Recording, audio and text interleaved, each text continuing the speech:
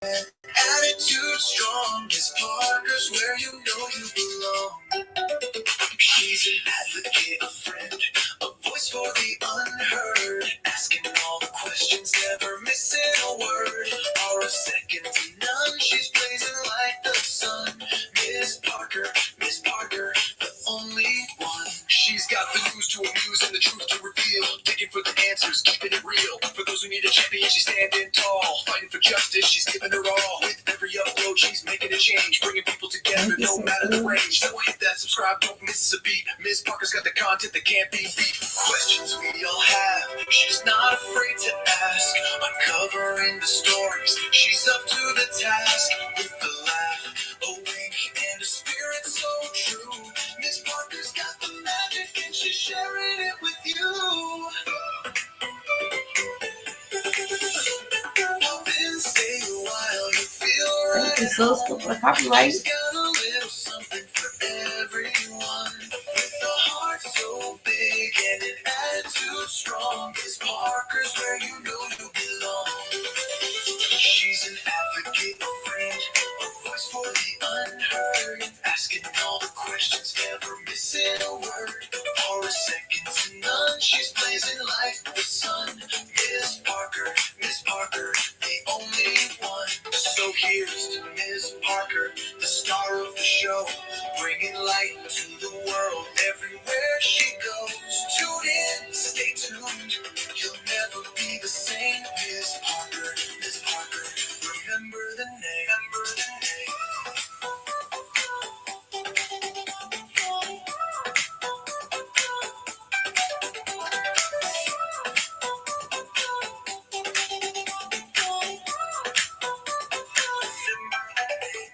So here's Miss Parker, the star of the show, bringing light to the world everywhere she goes. Tune in, stay tuned, you'll never be the same. Miss Parker, remember the name.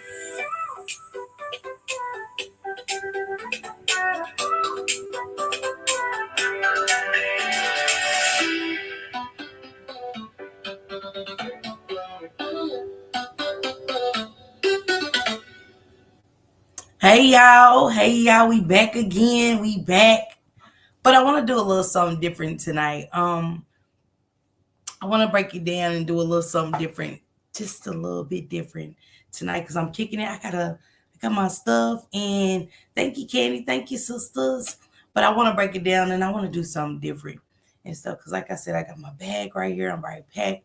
But I really want to have a real conversation. I want to have story time, and for anybody want to have story time too, that's fine. I just want to be honest tonight. I just want to be real with my riders. I just want to talk to y'all tonight just for a little bit.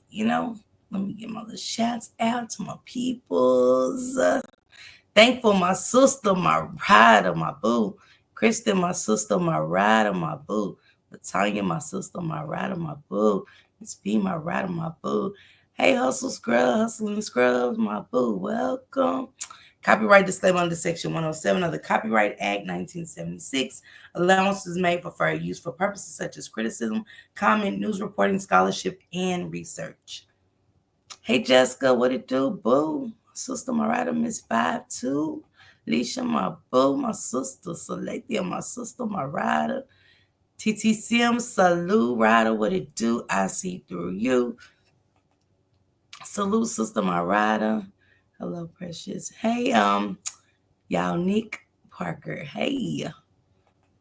Well, we might be cousins. Hey, Candy, my sister, my rider, what it do? Thank you, Miss B. Thank you. Hey, Paula, what it do, sister? Sassy one, my sister.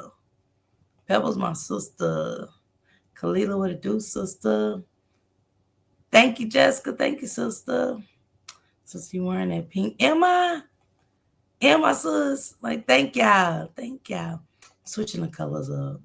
She said, yes, the earrings are earring. I love Salathia. Hey, Lori, what it do? What it do? Thank you, Lori. Welcome, love. Hey, I'm on my sister, my rider. Welcome, Cassandra. Hey, boo. Hey, rider. What up, sister Belinda? Jordan, my rider. Erlene, Tanikas, my riders, my sisters. Patricia, my sister. Miss TT. What it do? Denise, what it do? Hello, everyone. Let's say about children, whatever, and however the village. Kwanda, hey, you popping that pink? Okay, Miss Kwanda, thank you. Just here, hey, boo. Welcome, everybody. Welcome. So she says, yes, ma'am, quite love it. Thank you, sis. Hey, Juju. Um, so let me share that stream link too. I don't know why it's here, but I'll share it. So I want to, I'm glad Denise has said something about the village. Shank said it, and I want to talk about Shank Rocks Live. Hey, sister, salute to you, amazing queen. Thank you, sister. So I want to kind of go back up a little bit, find Denise, and she said, and can y'all drop Jaquetta's link, please, for me, please, sisters, please. Hey, Tanya, what to do, sister? What's going on with you? I missed you. Hope all is well, okay? Thank you, Denise. She said, hello, everyone. Let's save the children, whatever and however we are the village. And I kind of want to go back to Shank Rocks Live because I know y'all was talking about London and stuff like that. And what's going on? Purchase some merch. Okay, select you. Period, sister, period. So,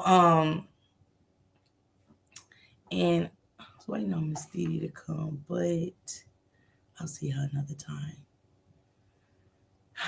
It does take a village, right?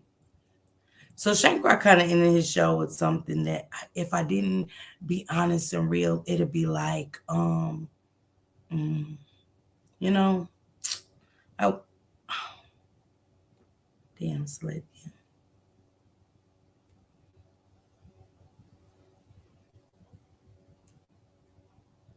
And it's one more person right there. She goes. No. Welcome, Salathia. Welcome to the Riders family. And I said 4, but I just couldn't resist.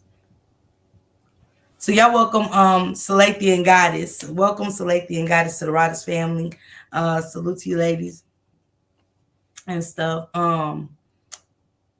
Hey Miss Jackson. Hey. I love her earrings, girl. You be popping. Okay, Jante. Hey Juanita, what up, sister? Okay, sister. So Shank was like, I like what she said. It takes a village, and you know how Shank was like, we gotta love everybody. But you know, I be having a hard go. But do I love everybody? I do, but I don't. If it makes sense, because it do take a village, and maybe I gotta pray on it. You know, just a little bit because um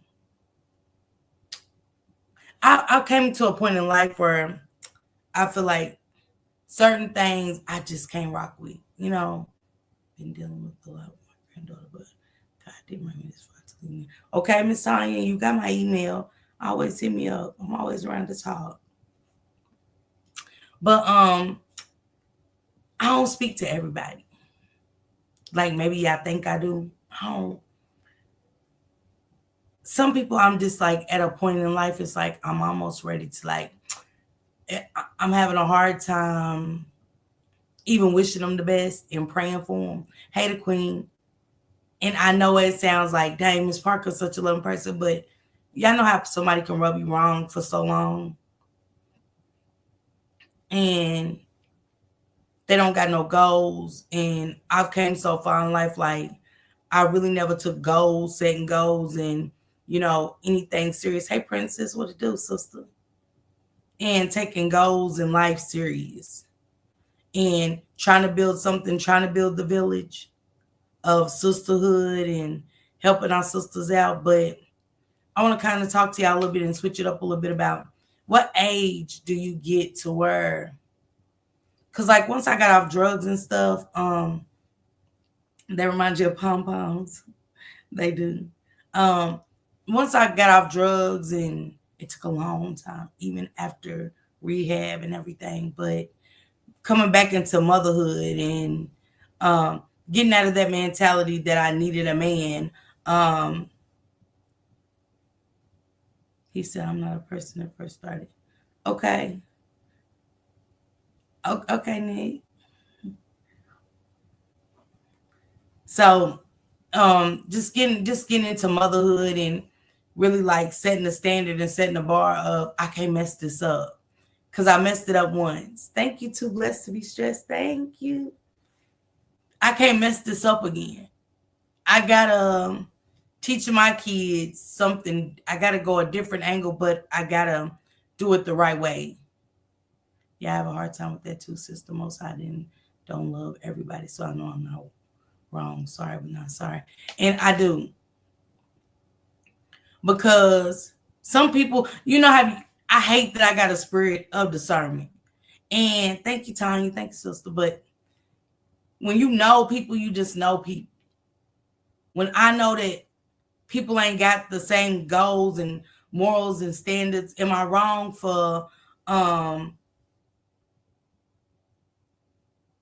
not wanting everybody to sit at my table? Is that selfish? I totally agree and understand a little way y'all mods greet us. Okay. Coming Shankle. Okay, Nick, that's what's up. But hey, Aries one. So I be feeling like I'm selfish and I'm wrong. And I'm at a point where I don't want everybody at my table. And when you don't want everybody at your table, people look at it as if, hey, New York girl, what to do, sister? That's an awesome character trait to have, though. And it is. Welcome, goddess, and Selethia. Y'all in blue now. So I be feeling like I'm selfish because it comes off like I'm nasty. Or maybe I got an attitude. But I'm like, could I uplift? But when you uplift somebody and it's like, yeah, they're not your kid or something, and you try to uplift another female, and it's almost like they don't get it. Am I wrong for like I didn't give up, but it's almost like it's wasting my time, and I can help somebody else. Thank you, Nick. Thank you. It's like a waste of time when I can give myself to somebody else because I give myself up so much. And I give my hey only by his grace, I give myself up so much. And I do be feeling selfish. But then after a while, when I see like you're not going in the direction to even help yourself, it's like what age do we get? What age do y'all consider somebody to be where, hey Pookie Poo, hey T Lady, where they should have their shit together or have something figured out, especially when we have children and stuff. Hey Net baby. Short stack sister, what it do? Barbie on wheels. I'm at the stage of my life that you have to prove me wrong about oneself. I don't like being played. And Pebbles, it's kind of how it goes. God said I will set a table before your enemies. Thank you, Nick.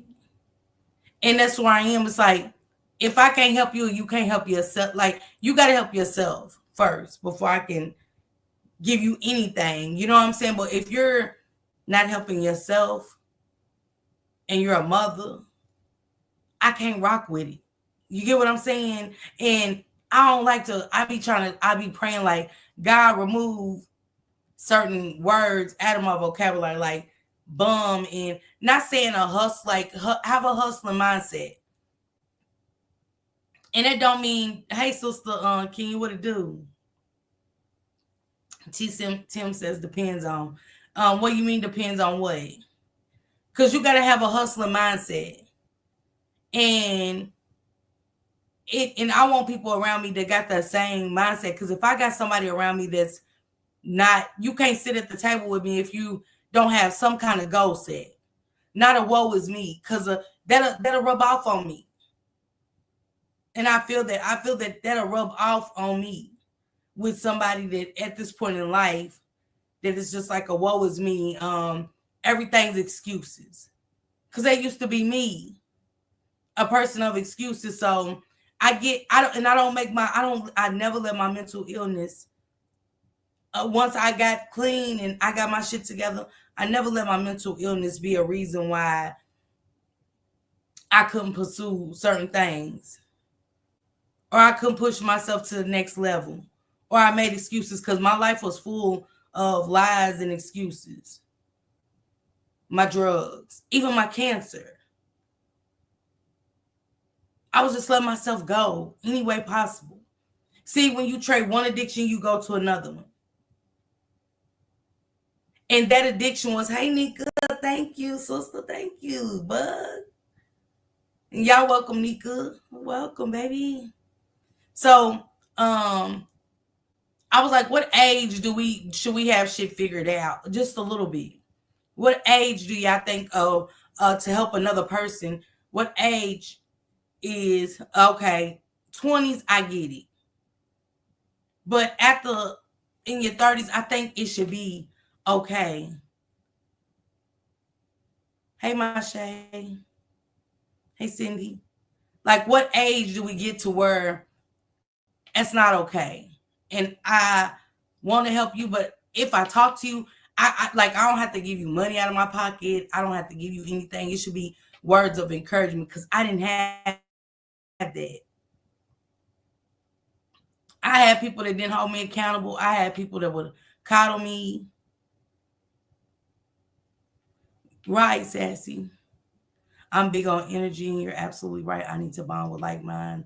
I don't do the jealous, envious, negative energy. I'm very supportive. I pay attention to the needs who I want around me. I think all of our journeys help any age, in my opinion. Okay, sometimes it can trigger you, but you are not wrong for being like that. And people got to get the lesson that God is trying to teach them. Also, you can't be in God's business. Okay, absolutely. Thank you, Nika. Thank you. Thank you. 40s and 50s not okay. They should have it together. And absolutely in 40s and 50s, I agree. 40s and 50s, ladies, we should have our shit together. But once you bring kids into this world, because how do we start protecting our children? Because when I love your channel, people and like I relate to a lot of things you talk about mental health addiction. I'm working on myself. Leaving people are not okay for my mental. Yes, Marianne. Thank you. Sometimes you can be selfish and give your all. Yeah. Yeah. But I with specific people, I talk to them and it's like, what you got going on? And I don't hear no goals, no ambitions.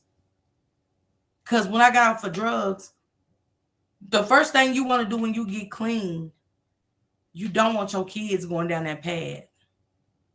So I never coddled my kids. I always kept a real conversation with them because I didn't want them to be like me.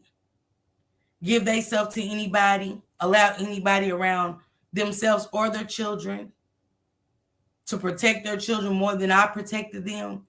And protecting our kids don't always mean you allow a pedophile to come in your life. People that abuse you, men that abuse me. When they abuse you, they're abusing your kids because it messes with their mental.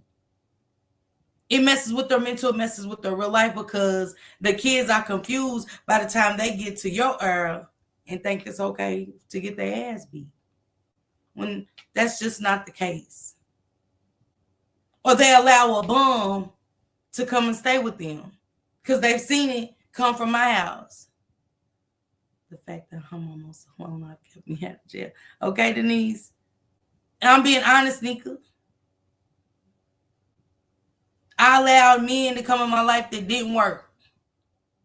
There were slouches, and I made excuses for that. And it made me a slouch. It made me a bum. It made me not want to do anything because he wasn't doing nothing. How could he lift me up if I ain't doing shit? How can I lift him up if I ain't doing shit? But this is what I'm subjecting my kids to. So my kids wanted the better things that I couldn't afford to give them.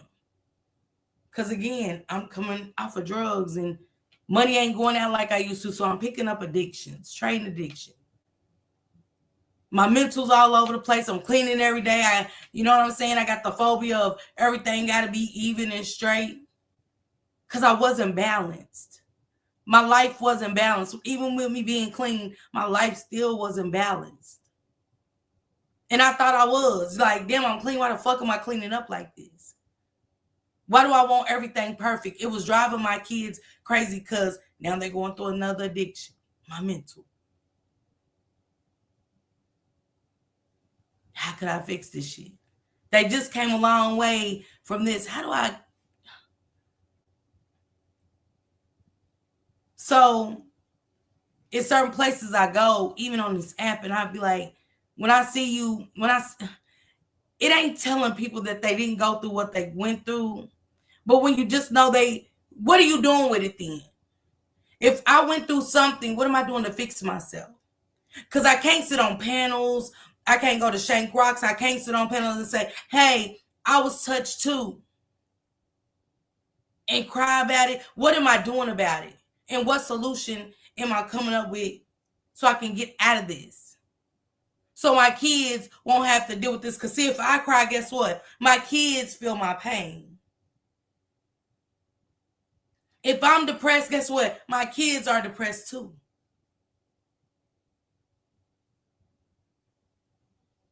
So it's like, hey, Amber. So it's like, what do I do different? What do I do different? Amber, I said I was going to put you in blue. I was talking about you tonight, Amber. I was.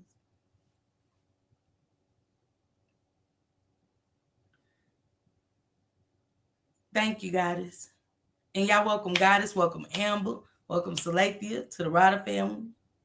More, it will be more to come because I want to build a village. I do. But I had to get this off my chest. Because I thought it was selfish again of me saying everybody can't eat with me. Because see, no longer do I want to spread my legs. That's not a hustle. I always used to think, shit, I ain't a whore, but shit, ain't no nigga get my time for free neither. But I had to come out of that mentality because, yeah, whores get paid. Prostitutes get paid for, services. And that's a service. That's your pocketbook should be your most prized possession. But you making people pay for your time. What is that? So I didn't want my kids to feel like that was a part of hustling. Even though then ain't no way. Ain't no way you lay on your back and you have children and it's for nothing. Could no man just come in my shit and there's nothing? No value? We both can't be sitting here with no value. Your pockets got dust in it, mine's got cotton. We pulling it out, guess what? Nothing. Nothing is coming out of these pockets. So how am I protecting my children? Then I didn't want to get so low to where I would let anything around my kids. Because then my kids will start to feel like that's what they would have to do. Being desperate. Not loving myself. It was times I didn't know how I was going to feed my kids, but I never let them see my tears. Got allowed and worked it out. But I've been up and down. And me too. But one thing I never did was like wanted that around my kids. I know what you meant, sister. I know what you mean. But I see a lot of coddling going on nowadays. And we wonder why monsters are being able to come in the house. Monsters also are men that abuse women. How many of us have been in a domestic violence relationship and can be honest about it? How many of us has just let ourselves go and let ourselves down so much that we just pick anything? Sweet nothing's meant something to us even when the shit wasn't right down the line. Exactly, Denise.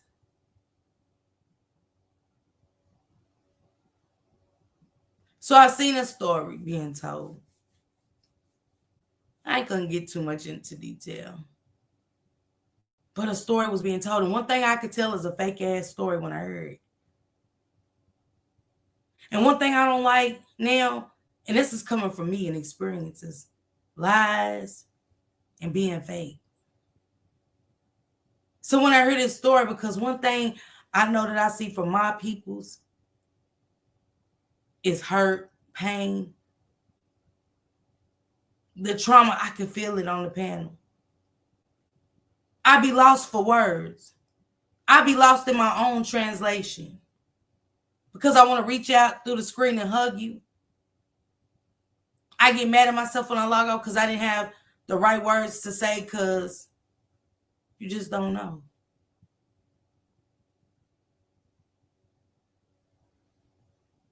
But I say we can't protect our kids if we're coddling people. We can't let excuses stop these mothers from being mothers.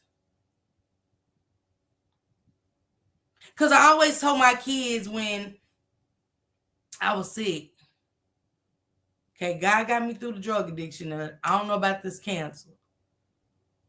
Ain't nobody gonna take care of y'all because as y'all see, I'm sick and nobody has stepped up. I love my sisters, I do, but it's just my truth and my story, how I seen things. See, they can love me and say, but see, ain't no need of making an excuse for why you wasn't there because there is there. Now we all different. All 5 of us are different. Yes. But I would love for them to just take accountability and say I wasn't there. I could have did better, but they didn't. They never stepped up and said that. I held that for a very long time, but it opened my eyes too. To see and tell my kids, nobody's going to love y'all and take care of y'all like a mother does. Because a mother's supposed to love, not allow her. Hey, Skins for Life. Thank you.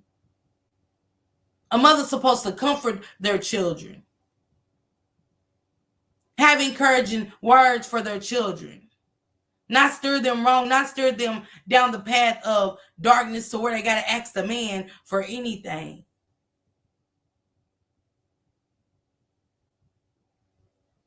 Behind my back. That I can't get properly, legally for them. But at the same time, not coddle my children. Let them know, okay, this time I got you, but what's our plan? Because it can't be every month you're needing me. Not at the age that y'all are, because y'all got your own places. What is the solution? Let's talk about a plan. That's how I do my kids. I got them. But after that, 30 days, we got 30 days. In the first week, it should be plans and goals.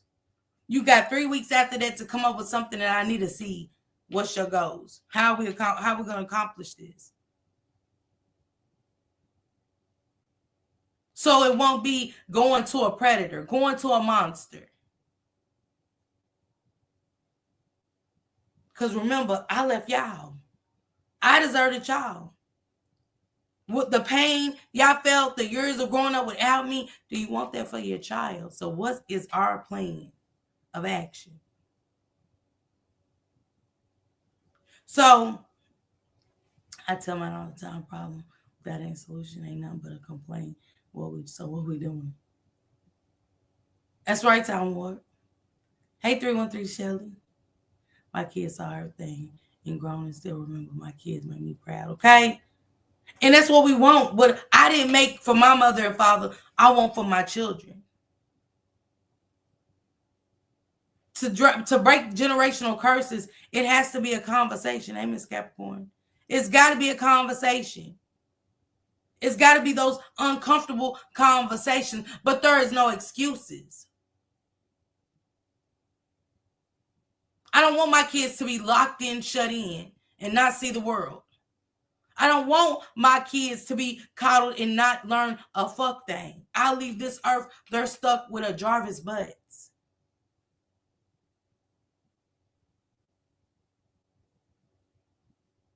Or they're involved with an Ike Turner. Or a man that just anything my daughters do is not good enough. Even my boys, not just my girls. My boys, to grow up and be men. Not bums, not slums. To not let a woman tear down their confidence, because see, it goes both ways. That's why the Jamaria session, remember all these stories we talked about where the fathers are letting the women touch their kids and unalive their kids. So I have to wake shit up in my house. I have to take the sheets and shit off the bed. We can't make this up until we come up with a solution and a plan. Then we'll make the bed up. We got plenty of time to do that. But this form of action needs immediate attention. Because somewhere along the way, I've lost my child to know right from wrong,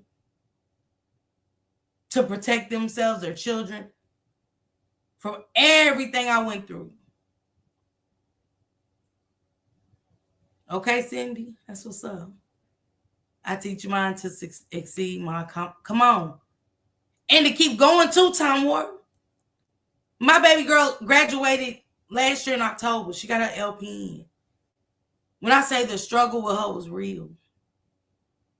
My baby didn't know what she wanted to do. Go to the military. I was like, fuck. You see those military stories, you know, but I gotta let her live her life. If it's what she wants to do, I gotta follow her dreams. But it goes back to Vari when he said, and that was sad in the interview when he said he had to give up his dream of basketball. He had a scholarship, but he couldn't do it because Annette forced him to be grown. Do things that he shouldn't have been doing. Chores is a must. Chores are mandatory. Chores, when do we stop teaching our kids to clean the house? We learned early. Right? But a child still needs to be a child. A child needs that going outside experience. Because now with social media, they stay in all the games, and we don't see the kids riding bikes and skates and skateboarding outside on the sidewalk. We don't see hopscotch no more. But knowing nature is within itself. Because outside is very important when it comes to knowing where to go, places to go if this happens, and storms and things like that, escape routes and things. If you get trapped in the house, this is what you do. This is take this path, not this path. But if you never go outside, how would you know? If you don't take nature walks, how would you know where things are? A nature walk sometimes is such a peace of mind. It's a little lake. I used to walk my books and go by the little lake around the corner on the little walkway. And you wouldn't know how much I just sit there and cry on that bench. But it was so serene. There was nobody around to judge me. It was just me and nature. Praying, all kind of stuff. With the kids lost that. So instead of praying now, they go to Jarvis Butts. They look at a man to, for the prayers.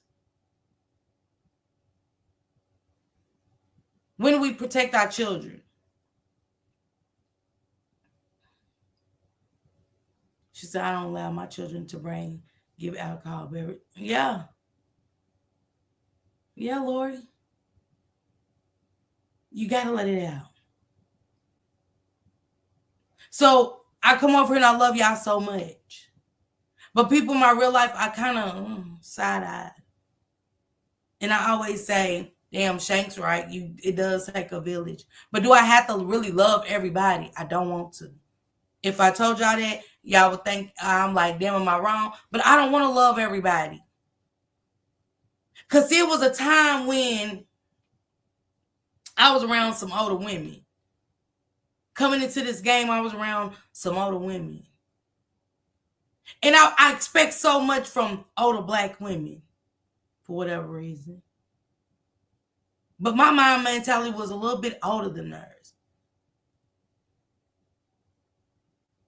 And certain things I had to deal with, that was gaslighting. It was gossip groups. It was all kind of shit that I just didn't like. And I was trying to remove myself away from it. But I had to deal with these people for whatever reason. I didn't want to. Hey, Callie Stu, sister. So I asked God for a sisterhood because all the other shit I've been through has been crazy. Was I at fault most of the time? Yes. All the time, no. But I didn't get that upliftment. I didn't get that genuine sisterhood. I didn't get that raw, real family village. So now it's almost like, damn, am I faking it? I don't want to be fake. I don't want to pretend to love and like people that because what am I teaching my kids? Genuine love, love is love. Love ain't pain. Love ain't hurt. Love ain't fake. None of that. Love ain't sometimes. Love is all the time.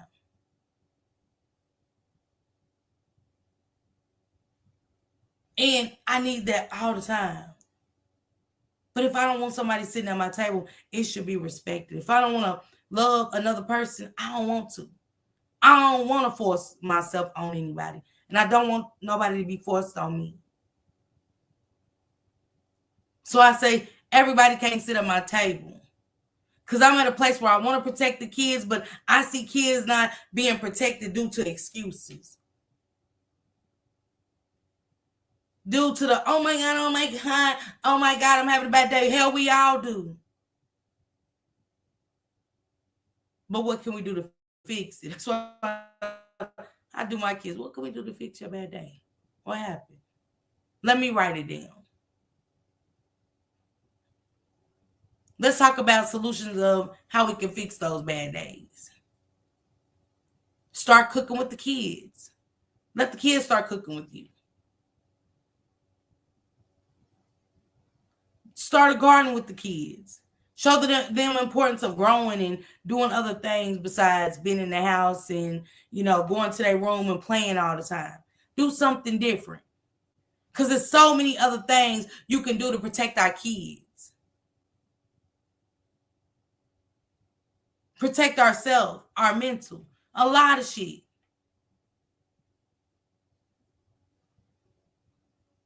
Talking about good touch, bad touch. All of that could be implemented in the house. All of that.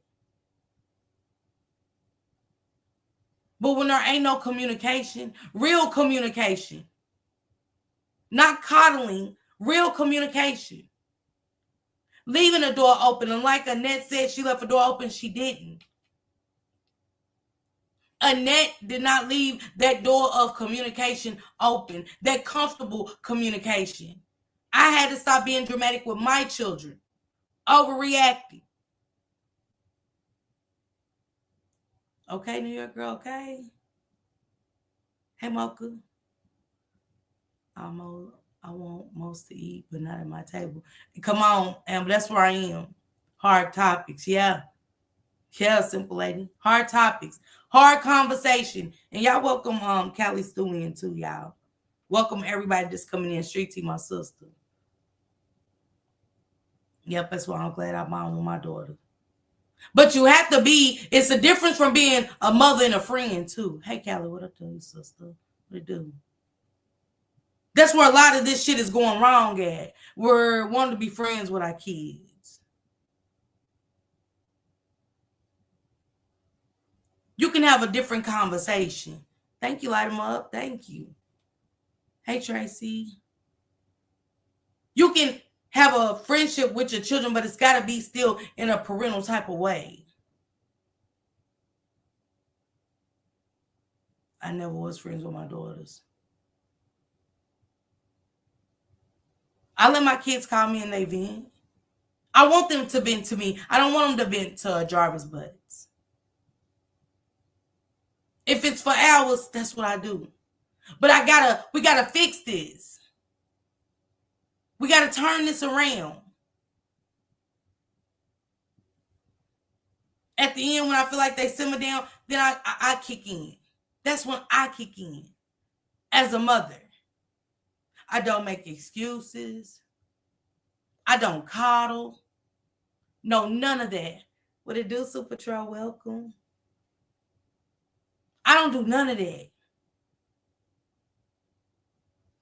So as I've been going through this Naziah Harris and Kamani Latique stories, now we see London Thomas. I can't. Because I like how somebody came in Shank Chat and they was like, prayers up for the granny, but at the same time, you know, that young man was too old to be dating that young lady. When do we start to protect our children? When do we start to protect our children? Not making those things okay. Sleeping with younger men, sleeping with younger women, and making it okay.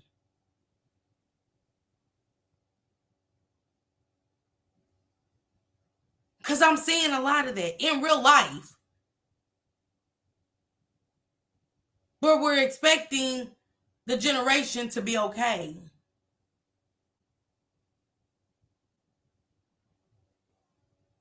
We had the R. Kelly situation. So many women. Hell, I didn't know who to believe. It was so many came forward. It was what, 8 parts. But I say, where are the parents at in these situations? Because I got to stop looking at the predators for a second and focus on the parents. You didn't protect your child.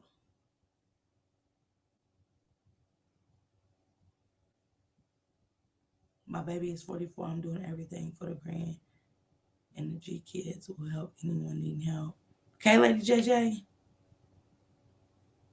No, baby, I'm just talking about real shit. Nobody's protecting the kids.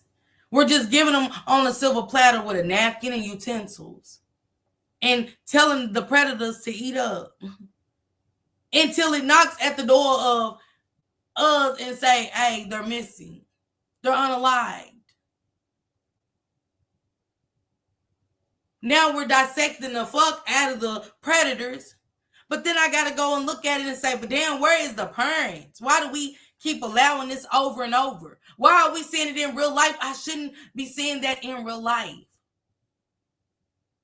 30 years old with 15, 16, 17, 18 years old. It's sick to me.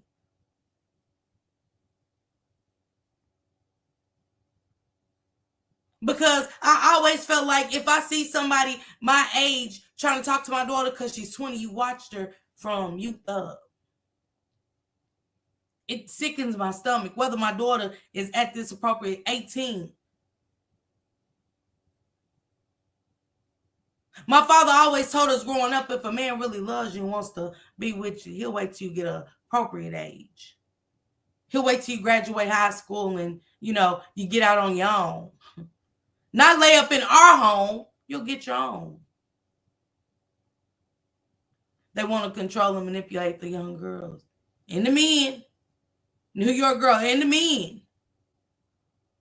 Don't think I ain't seen young men being abused by older women. Jarvis wasn't he? Not saying he's not a monster, but wasn't he?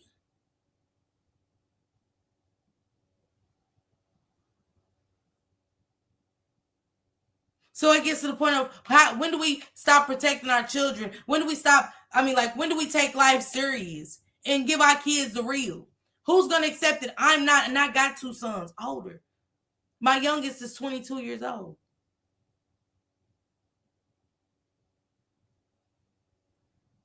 I give it up raw to him. He hates when I come home. You think he's going to like it when I come home? Don't let me hear no fuck shit from my sons, because I'm raising men. Now, you want to be on some bullshit? You got to come the fuck up out my house. I'm being real with y'all tonight. He's got to come up out of my shit. Because I'm raising men.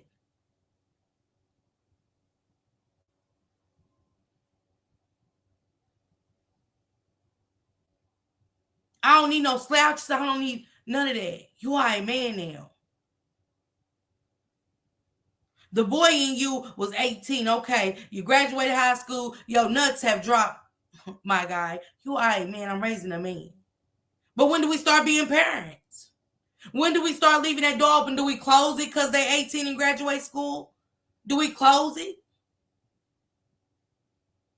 How many people just sitting on their ass collecting a check?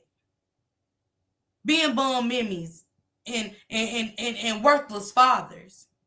They only gonna do what you allow it, right?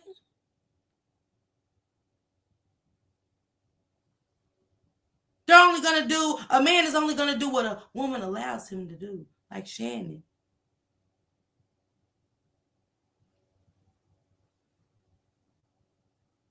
Shannon was nothing because Annette didn't make her be anything.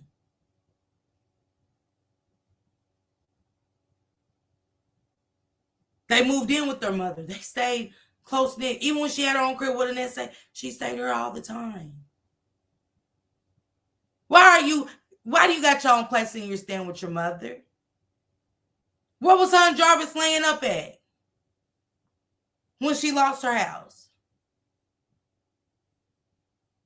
See, as women, we still got needs and stuff, so I couldn't fathom screwing under the roof of my mother and my father.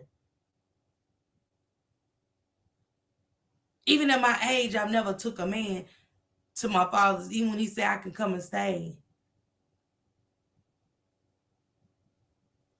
I don't take men and lay up.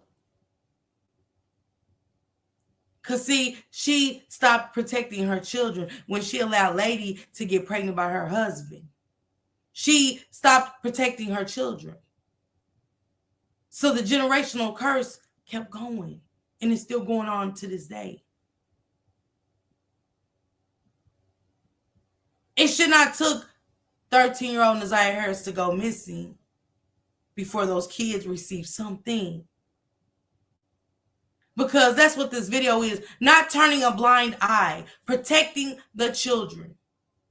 When everybody else turned a blind eye. Because there was no door of communication open, she would have never talked to Jarvis.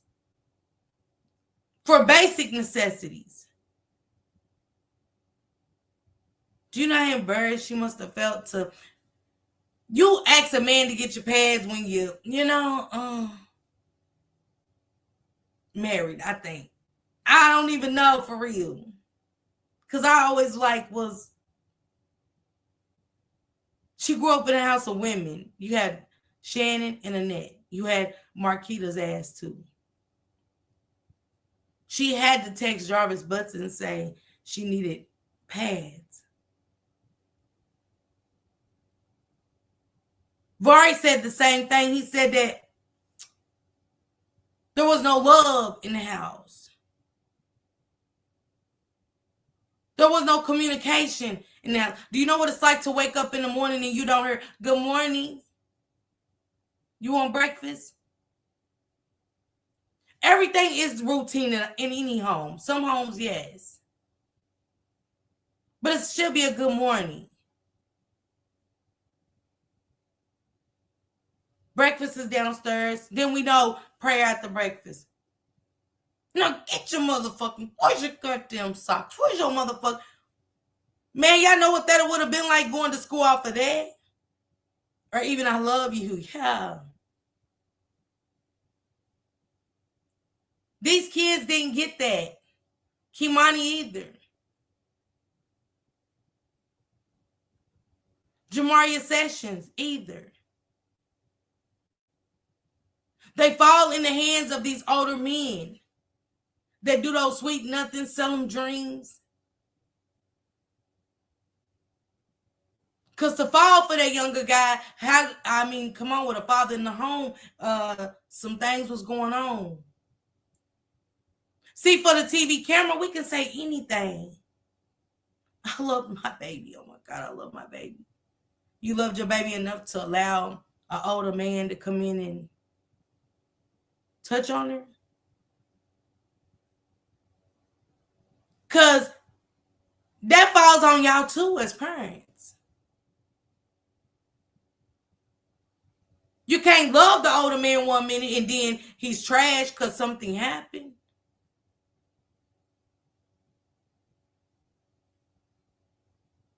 And that seemed to be either in the streets or locked in a room. Yeah, Talonda. That's Marquita's boyfriend said the same thing. The madam was out making sure the girls was good. Long as she got those checks at the first of the month is the only thing that mattered to Annette. And when I look at how kids are dressed and shit, I can kind of tell what's going on with a woman. I look at their kids. And I look at how their kids are dressed. And I'm not saying we all got it because spend times I didn't have shit. But before I dressed, my kids was together. I still will put my shit on standby for my kids.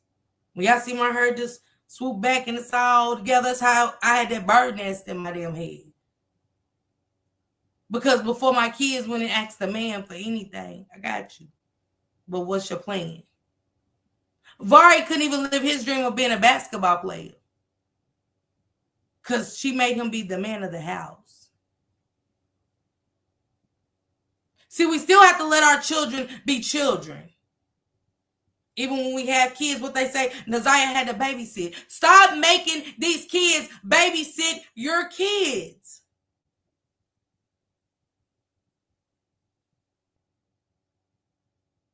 We bring kids into this world only for the next child to raise them. Have to stay up at night, listen to them holler, screaming all night. What we doing? I hate to see that. She said she didn't want to babysit anymore. And Shannon fought her. You brought those kids into the world. Why does she have to raise them?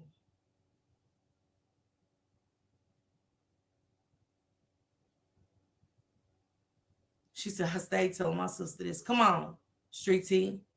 Even though I have a man in the home, I still make sure my kids have, okay? Them babies was just a check to her. Facts, I tell people all the time, my kids don't have no kids. Let's go. Let's go. My sister used to be like that with my kids. No. Denver said he ran away because he wanted to get a job and they wouldn't let him. He said all kind of shit off thoughts. He said, well, no love. They never went anywhere. He said all kind of shit. There was no love and they never went anywhere.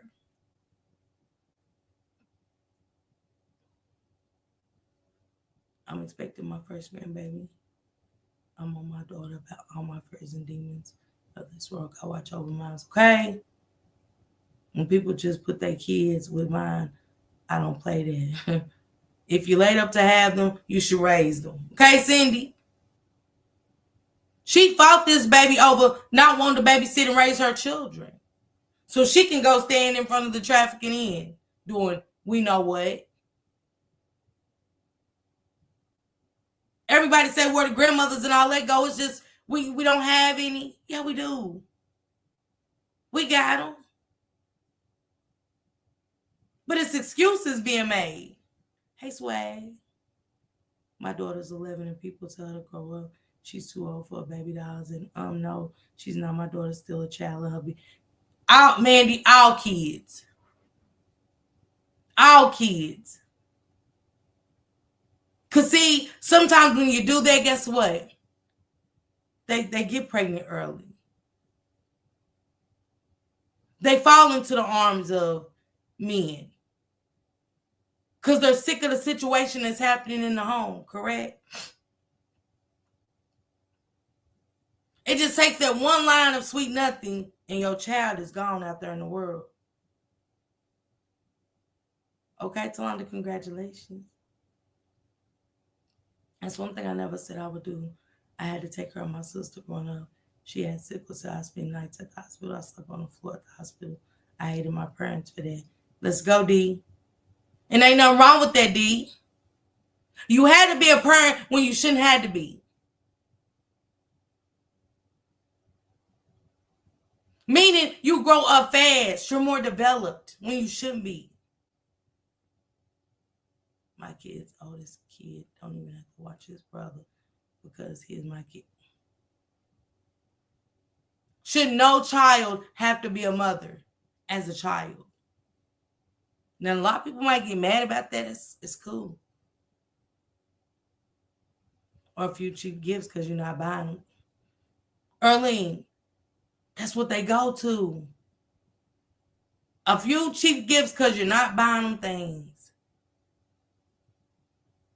But don't y'all see them mothers, they have they shit all together, but they kids. That could have been gifts on the kids. Sometimes we have to look a mess. You don't know how to put your shit together.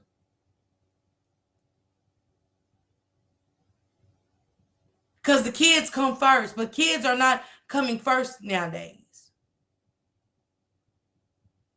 So the kids are picking Jarvis butts.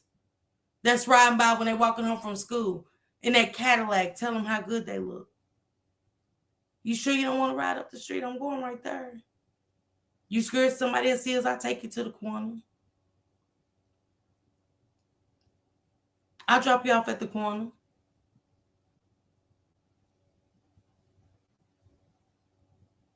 That's how it starts. I used to get that all the time. I'm so glad my daughter's father still dad at her grown age and can't count on him for anything. Problems that need to Hey, Kaya. Okay, Kaya. Hey, Statements.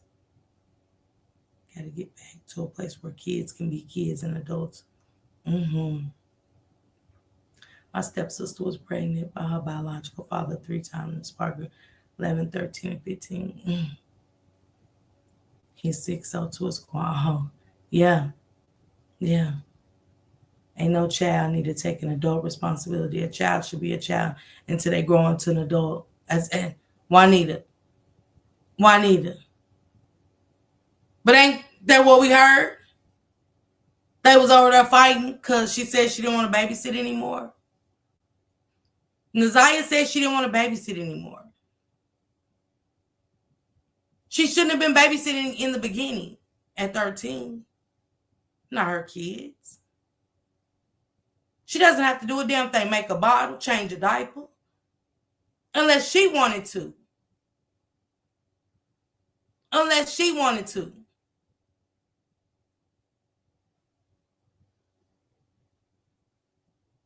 So here comes Jarvis Butts in the house. I bet the kids bad as hell. Anita. Parentification is wrong. My mother's other daughter was left to watch me. She didn't want to and abused me physically for years. My mother never and still doesn't believe me. And that's what happens, Cindy. You start building, the kids build resentment. Kids will build resentment off of that. Because they didn't get to live their life. You get what I'm saying? And it's not making an excuse, Cindy. It's not. But maybe she blames you for not being able to live her childhood. And you got to. You didn't have nobody to babysit. You didn't have to change diapers and make bottles. You didn't have to watch her and wait for her to finish eating and pick up after her. Because I didn't do it to mine. I let my kids live out their full potential life. They didn't have to. All right, Selectia, get you some rest for work. I'm trying to figure out what's wrong with these men hurting and abusing. Come on. Daddy issues and some more shit, Lady J. Facts. And I bet they didn't listen. I agree with you, Miss Parker. Come on. I babysit at 13, but it was near the early 90s and I got paid. That's the difference, Jordan. That's a little extra money. Hell, who didn't babysit around that age? You want to make some extra money? Well, Miss Sandy them was going out. They need a babysitter. That was making you at a young age, developing working skills. That's different from setting a work skill into incorporating a work skill into your child than making them be parents. Making our kids okay with making their kids be parents. No. Women as well. Let me not leave them out. Let's go, Lady JJ. They turned that baby into a whole in-house slave. Because Vari gone now. Y'all got to think she's the oldest in the house. Vari gone now. All the responsibility was on Vari at one point. Vari wanted to go play ball and be a young man. He couldn't even go play ball, get a scholarship, because guess what? Annette took that from him. Wasn't that much damn chores where he couldn't go pursue his dream? Y'all don't think that little boy's mad about that? What could have been? How much resentment he probably holds in for what could have been, where he could have been in life. He could have been at a nasty ass Detroit and made a living for him and his sister, got his sister out of that house.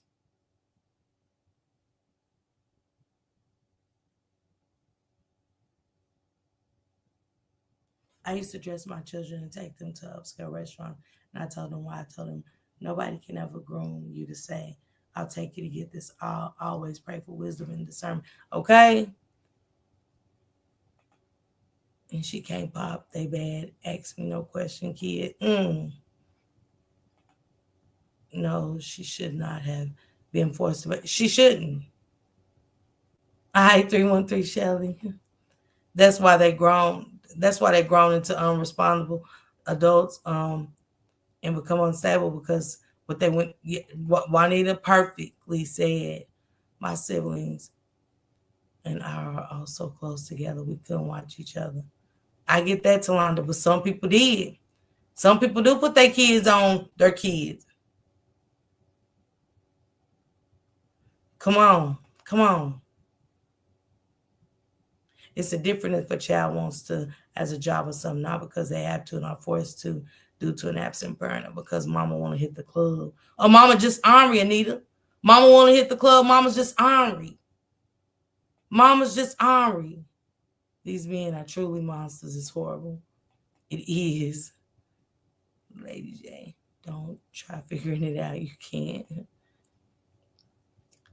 I know Kay got that money starting at 12, but I was given an option. I didn't have to if I didn't want to. Yeah, that's true. Women as well. Low self-esteem and treating them female wrong makes them feel better about themselves. I was making hella money at 16. Run me that. Yeah. Jordan, that giving you worth ethic. Yes. I wanted my own money. And that's how some families let you raise your money. Because you couldn't go out at 13. But them and their friends want to go out and stuff, have a good time or something, or somebody in the neighborhood. That's how close-knit thing was. You a babysit. But when it's being forced on you, it's a difference. This is the world we in now. Kids are raising their siblings. And we're making excuses for the adults not to be parents. We're making these mothers and these fathers excuses to not be responsible, not protecting their children. So when a Jarvis Butts come by, this is what comes out of it for not protecting our children, correct? He's probably mad he couldn't take his baby, sis. I know he is, Solanda. I was sick of being a parent to my sister and then babysit on 11 till I was 18. And I hadn't looked back. See what I'm saying? She said she ain't even looked back. Come on, Mandy. Come on. He is, Patricia. Making your children babysit your children is abuse. It is. That's why when Cindy just said how her sister abused her, and I'm not saying that was okay, Cindy, but I am letting Cindy know I understand. She had to grow up more quicker than her time. She didn't get to live her youth. Kids should be outside playing, not in the house being a parent.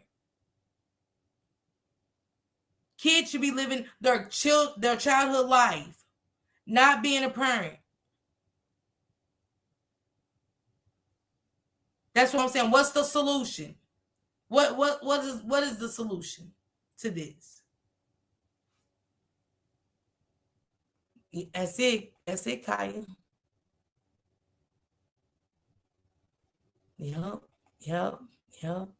Because if the kids are babysitting, that means you're not giving them attention.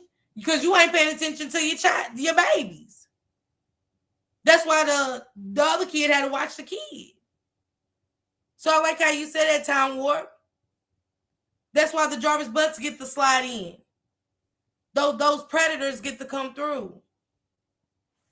Hey, Detroit's finest. Hey, sister.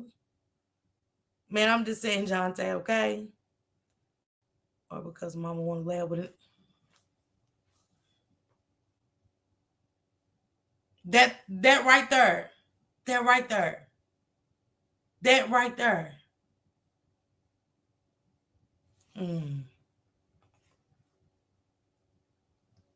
Okay. Yeah, babysitting as a job is different. Hey, Renita, what it do, boo?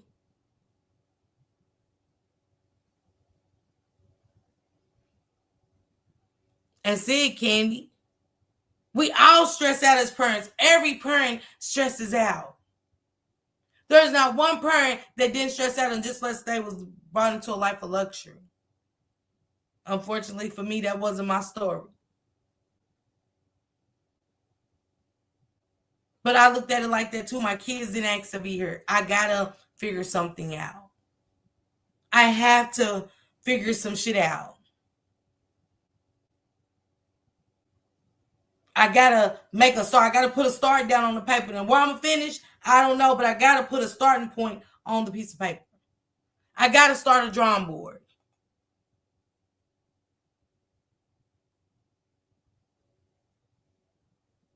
And that's the difference, Lady Leo. Kids want to help, but not force, Lady Leo. You're not forcing. Yep, and it's sad because they have ain't shit parents. I like how you said it. Everyone has a role in the family unit, and the children's role is to be children, period.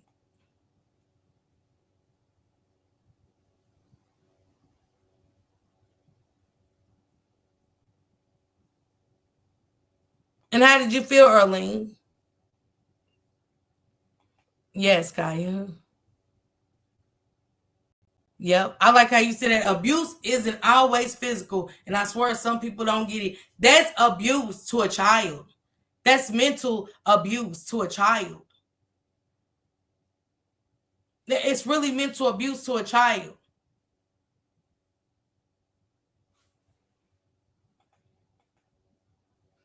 We get out that place, was told to stay in the child's place. There's so many parents who allow their child to do what they want, but as soon as they do, that's not pleasing to them, then it's a problem. Yes, Juanita. Oh, you're welcome, Rising Phoenix. You're welcome. I just wanted to switch it up a little bit. And anybody's welcome to come up. I'm ready to show this. This was important to me, this video and stuff. And I said I've been wanting to switch it up. But these still incorporate into things that's happening today in these stories. Kids not being protected. But it starts at home. It does. And everybody's household isn't the same. But we can come with solutions. It does take a village, like Shank Rock said, but I don't want everybody sitting at my table with me. Just, you might have been traumatized. You might have had something going on. Miss Parker still don't want you at her table. If you are a woman of many excuses and don't have goals or nothing at a certain age, I don't want you at my table. Because you can always lead the horse to the water, but you can't make the bitch drink it, okay? And if I have a conversation with you and I just see you ain't getting it, I don't got time in life to waste. Not even on myself. Not even on myself. I watch people say things that I know isn't true. See, be yourself. I respect that more.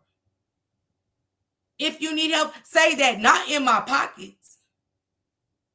Not financially, but moral support, I got you. Because see, then I feel like you're using a bitch. But resources to be a better woman, how can we get her? How can I get her? How can I get to that standpoint? Building a channel, anything, I would, but I don't want to be available for everybody. Because damn it, guess what? I got coddled through everything. And guess what? It made me a not shit parent, a not shit woman, a not shit person. So in today where I am, I cannot go backwards. Say it louder for the people in the back. My wife has to raise her sibling while their mom was in the home. They eventually, the mom left the state for a man. My wife's siblings call her mom now. Share this valuable information. Damn statements. I'm praying for y'all, okay? Because I know we need to tell our daughters they're beautiful and loved and uplift our sons as well. Yes, especially our sons. Grooming her to be older than what she really was. That's what they were always doing. Yeah. Hey Tracy, good morning. She said, "Preach, Miss Parker." My sister is the golden child, paid to babysit me at the school, so it's a little different than me and Forrest. I get it, Cindy. I get it. And I hate that you had to endure abuse. And there was a pimp in the children. Yeah. He used to sicken me when I see my cousin do it to their kids. Don't lay up and have babies to watch your babies, okay? Don't lay up to have babies to watch your babies. Stop it. And to my black men, y'all got to stop. For the mothers, if you have sons, and I know this from experience with my son, because I had to tell his girlfriend, I said, it was, he told me about a girl potentially being pregnant by him, right? And I was like, so is she? Because I had a dream that, I don't know, I had a dream about a baby. Not fishing, I can't remember how it went. So I was like, told my sister, she was like, I see 2 grandkids in your future. I was like, really? So I called my daughters. I was like, come on, Dad. What's going on? And then finally, good night, Tom Up. I didn't even see Tom Up say good night. But then finally, my son tells me, but he's like, shh, because the girlfriend's on the phone. I was like, nah, we're not doing it. Because if you're not with this girl, it doesn't got nothing to do with you being a father. So we're not doing that. If she can't understand it, and I had to tell her, I say, are you with him because you love him or what? Because or this just some young love shit. Because this child's gonna need him. She's gonna need him for that child, not for her needs, but for that child. What we doing? Because then I can't accept you. Because kids come first. And he's not gonna be a deadbeat. Not in my life, he's not. Now he can go on his own. He'll lose me. Because I'm going to pick up where he didn't. For a woman in the streets, I'm going to pick that up so you can't call me for anything. Because everything in me is going to go to a child that you helped bring into this world, but you neglected for a bitch. I can't respect you. You lose me. I'll love you always and forever, but you'll lose me over that baby. What we doing? He got some act right. He got some act right.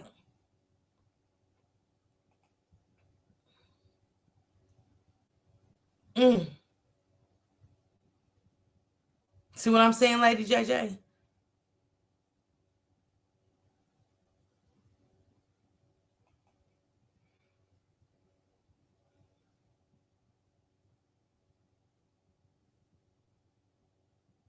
Yep, that's true, Marianne. Let's go, Arlene. And I'm sorry that happened to you, Arlene, okay? So let me get into this video real quick. I don't want everyone at my table. I don't want anybody praying for me. People will say they're praying for you, bro. Praying for your downfall. Marianne, that's how it be. Yeah, I want to have that meeting this week, Denise. I'll probably do a Thursday night while I'm at home getting settled, get the dog settled because I got to go back to Kentucky. So got to get my dog settled, get Island Royal chilled in the kitchen, and I'll probably go live and shit, give me some wine and just have a meeting, just nothing, and just have our conversation and stuff, and just have a regular conversation about solutions. Let's get some petitions started. Let's help get a petition for Miami Street to be turned in Kimani's Way and other things. You know, it's something we can do. Will I change my mind by then? I'm going to pray on it. Because I did say I want to help, but at the same time, it's like, I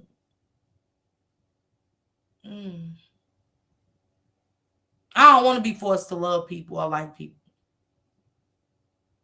It should be genuine. But at the same time, respect goes both ways. And one thing about it, I ain't kissing no kid's ass. If you younger than me, I refuse. I refuse. With everything in me, I refuse.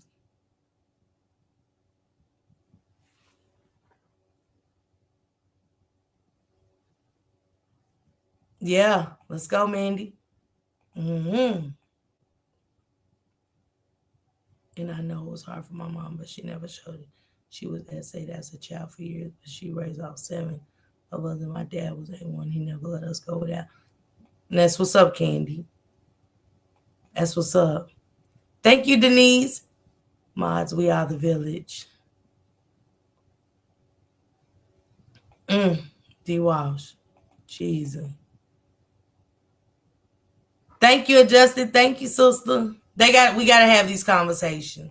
I told y'all sometimes we gotta have an comfortable conversations. Yeah, that's good, Marianne.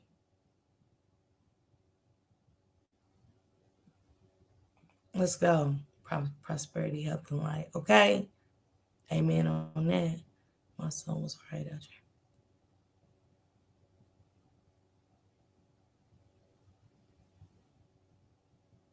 Yeah, it takes that to get it, Juanita. Okay, that's good. That's good. Don't abuse it. That's what we got to teach our kids. I tell my kids that I will do everything to let y'all get y'all breaks. Don't abuse it. Because I had to learn, I couldn't go to the club every weekend. I couldn't. It took me a long time because I used to get angry at my mother, but then I was glad that she showed me that. She gave me that. I can't go. You can't go. If anybody wanted to come up and talk statements, I want to play this clip really quick. Cause it's just kind of I'm this gentleman, a TikToker. I appreciate him so much for not turning a blind eye and protecting the kids. So I want to play this video for y'all, and then we can break some stuff down and we can get out of here, okay? I just wanted to come and sometimes I want to come and switch things up with y'all and have conversation. We should just be able to kick it sometime. I don't want to leave drained and stressed out. But these conversations go with everybody. Cause what did y'all take before I play it? When y'all was at Shank Rocks, what stemmed out to y'all with London? What did y'all get from him and Marty's conversation? Cause I seen a lot of people saying they had a heavy heart for the grandmother, and I seen some writers asking for the GoFundMe. And don't get scammed by the GoFundMes, guys. Please don't. Please don't. Y'all know there's so many scammers out here. They use these babies. And Lady JJ said, I love it. Iron sharpens iron. I've adopted my sister's twins because they're mothers. Oh, Talanda, that's what's up. I loved it. We're having this conversation. You never know who you're speaking to and waking up. We are definitely a village. She had a loving family. Oh, she had a loving family? Oh, without. So she had a loving family. Anybody else get anything they wanted to add from Shank Rock's conversation? I appreciate him for touching on that. And shout out to Marty for going and stuff like that. And I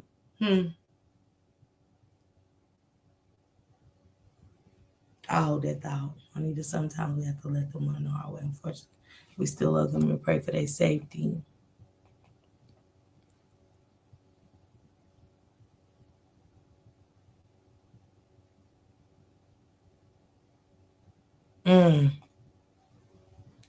where the mama was.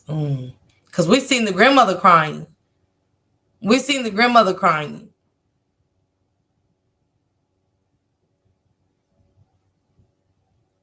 Yeah. Another PDF in Detroit. I believe they truly loved him. She was hurting. Come on, Pebbles. Come on. Come on. That's some generational curses. That's some generational curses. Okay. Yeah.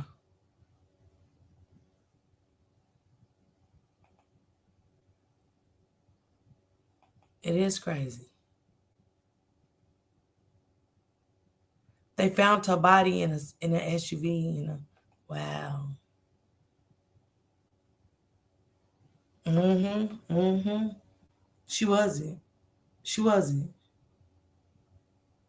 You can mask your feelings for so long, but like even Dorothy Lateef, her talking, I couldn't talk behind that abandoned house the way they found that baby. I could not talk behind that house. You can interview me anywhere else but on that street. Yeah.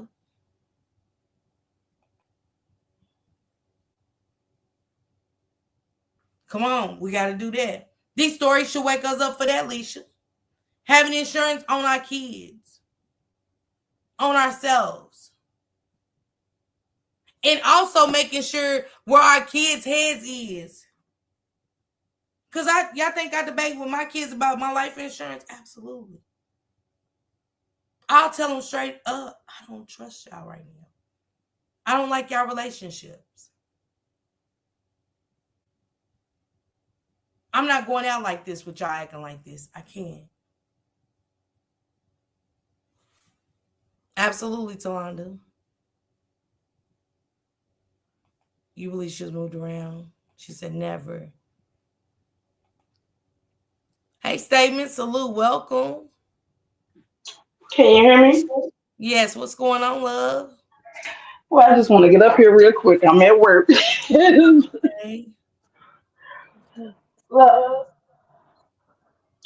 uh, just want to give a little testimony of what I went through as a kid and even as an adult.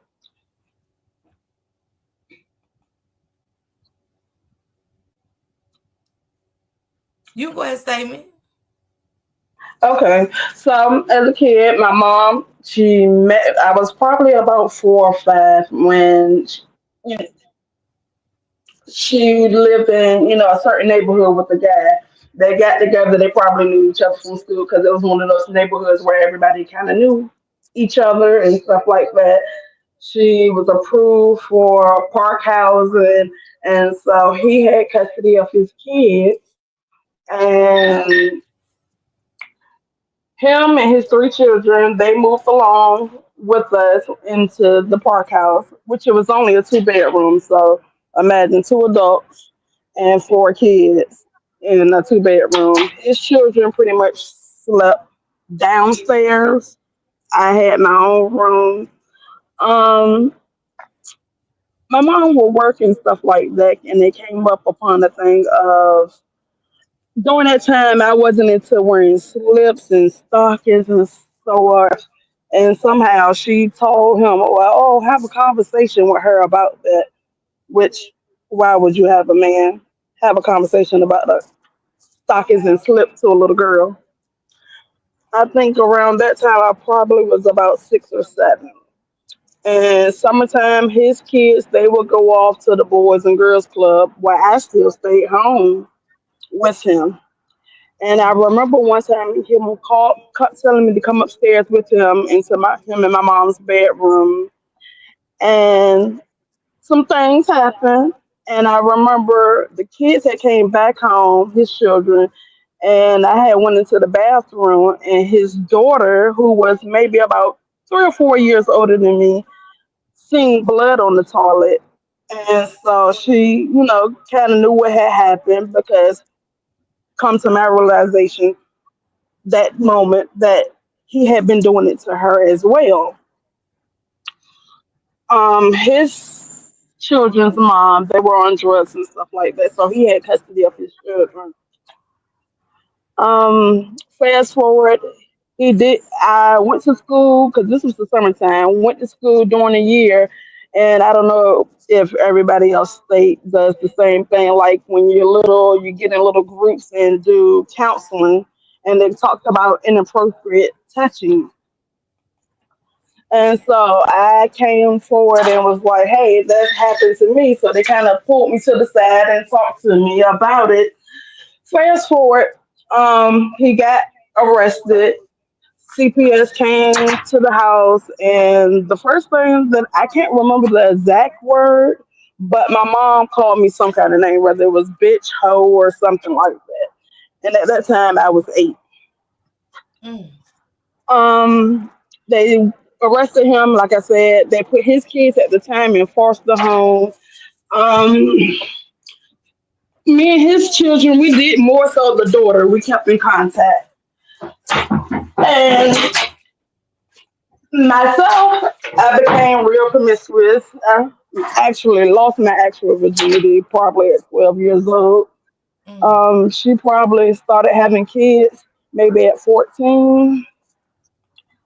Fast forward how generational trauma continues, which I did find out that his dad had did something to him when he was younger. And then, like I said, fast forward, I was an adult, pregnant with my youngest son, which my youngest son is about to turn 14. His daughter, like I said, we still always kept in contact. I had a friend who went on a double date with someone, and she had told me that during the double date something happened. She had a rape kit done and everything. And maybe a month later, me and this particular friend, we were going to go out, and as the one who molested me, I called his daughter my stepsister. Her mom called me and said, "Do you have a friend that said that she's been raped or something?" And I'm like, "Yeah, well, that's funny that you asked that. Why?" She was like, "Well, do you know the person, that told you that they did that who did it?" And I'm like, "No, the friend didn't know the guy's name. It was a first date, so she didn't know." Um, Come to find out, it was the stepbrother. So Mm. the person who had molested me, it was his son. Mm. And so me telling them straight off hand, like, "Oh, I'm about to go meet up and hang out with her." Me and my stepsister lived in the same neighborhood. So they was at my house within 5 minutes. And if you were a neighbor, you would have thought that this was some people I had beef with coming to my door. They was like, "Where that be at? We go where she at, we gonna get her." And I'm like, "Well, hold up." Cause now I'm in my mind thinking about everything my friend had told me a month before, and then put the connecting the dots is a lot. And so I'm like, "Hold on, let me take my heels off, gather myself. Y'all coming to my house, and I don't do drama." And they got mad with me. They was like, "Oh, you must be effing her or something because you don't want to tell us where she at." And I'm like, "Hold up, that ain't got nothing to do with nothing. We was not there, and of all people, y'all should know that this is possible." So I'm telling my stepsister, "Y'all daddy did it to us, and so, and your granddaddy did it to him. How you know it ain't possible?" So I called my friend and I told her, "Hey, I don't think it's a good idea for us to go out tonight because they gonna follow me to your house and do something to you." Fast forward the next morning, um, my stepsister went on my Facebook page and found my friend's picture and posted it on Facebook and asked that people did not have any information about her. because they was gonna get her. Mm. And when I say I felt so bad, it was like a cycle that came all the way back from all those years. And I had seen the molester. He did get, like I said, he got locked up when I was 8. He got out when I was pregnant with my youngest son. So I was probably about 23, 25, something like that when he got out. Couple of years ago, he did go back because he didn't report his address. And when he got out this time, I don't know why. Even though it happened to me, I never looked online to see what his actual charges was. So I think reading the charges made it more relevant. Like I said, being so young, I couldn't really understand. Yeah. But when I say I broke down. I was at work crying and stuff. And I did reach out to him and, I wanted to have a talk with him. I was never mad with him for whatever stupid reason, but I wanted to ask questions. And, when I told my wife I wanted to do it, she was like, "You crazy." And I was like, "There's something I got to do for me." And I understand nothing he can say can make it better or make it right for what he did. But I just want to, question staff. And I took a book and I wrote every question I could think of. It probably about 50 questions. And so my wife said, "Well, if that's what you want to do, that's fine. But when you go, I'm going with you. I'm gonna sit in the car." And so we did meet up at a restaurant and stuff like that. And when I actually talked to him before the meetup, I broke down again because I was like, "Oh Lord, this is reality kicking in." And so I was probably in the middle of Walmart and I just froze. But when we got to the meetup with me and him, he answered every question with no problem. He did apologize and I was okay. But then there was another situation. Maybe about 2 years ago, his daughter had a big old sneaker ball that, I mean, about 100 and something people at this party. And when I walked in, and the thing was, let me backtrack. When she has 7 kids, she always said she would never let her kids be around him, and she has stuck to that. And so when me and my wife get to the sneaker ball party, I'm a little cutesy. I got my back out, got my fitted gown, and all this and that, thinking I'm it. And I'm like, "Well, where am I supposed to sit at, sis?" And so she points me to a table, and I see one table with her kids, so that's the table I'm gonna go sit at. The table right beside it is her mama and daddy. And I'm like, "What the hell?" And so I see my nephew's face balled up. Mind you, like I said, she always said she would never let these kids meet him. So I already knew why my nephew was pissed off. And he's a younger adult. So I said, "Nephew, what's wrong?" And he said, "She got this Nick here, they're gone, ready to go. And I said, "Nephew, I don't know if you ever been told how me and your mom are connected as sisters, but the same thing he did to your mama was the same thing he did to me. So if I gotta sit here and watch this joker, you're gonna have to do it too. This is your mama party, and for whatever reason she got him here, we just gotta deal with it." But I felt uncomfortable the whole night. I didn't want to dance, no nothing. But at the end, by the time me and my wife got in the car, I broke down again. Mm. So So, I just wanted to say, these cycles are definitely continuing cycles, you know, and just to run it short, even my wife, she has dealt with certain things and her family. And even that within less than a year ago, it came kind of full circle back within her with me. So it's just like I told you the other day, Miss Parker. Talking to my oldest son who's 22 and his girlfriend. Me meeting this little young lady for the second time, and I've only probably within the two times I've seen her been around her no more than 30 minutes, and her telling me what she's dealing with in her family. We got to do better as people. Yeah.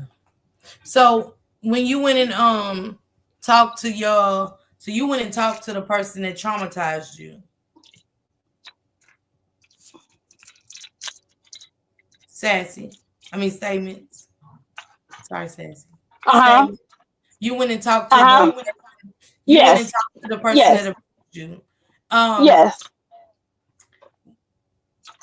was you already at a forgiving point, or what made you? Because a lot of people don't want to face. You know what I'm saying? Face the abuser, and Ugh. so what made you I really? never was mad. The craziest thing, I was never mad with him for some reason. Never.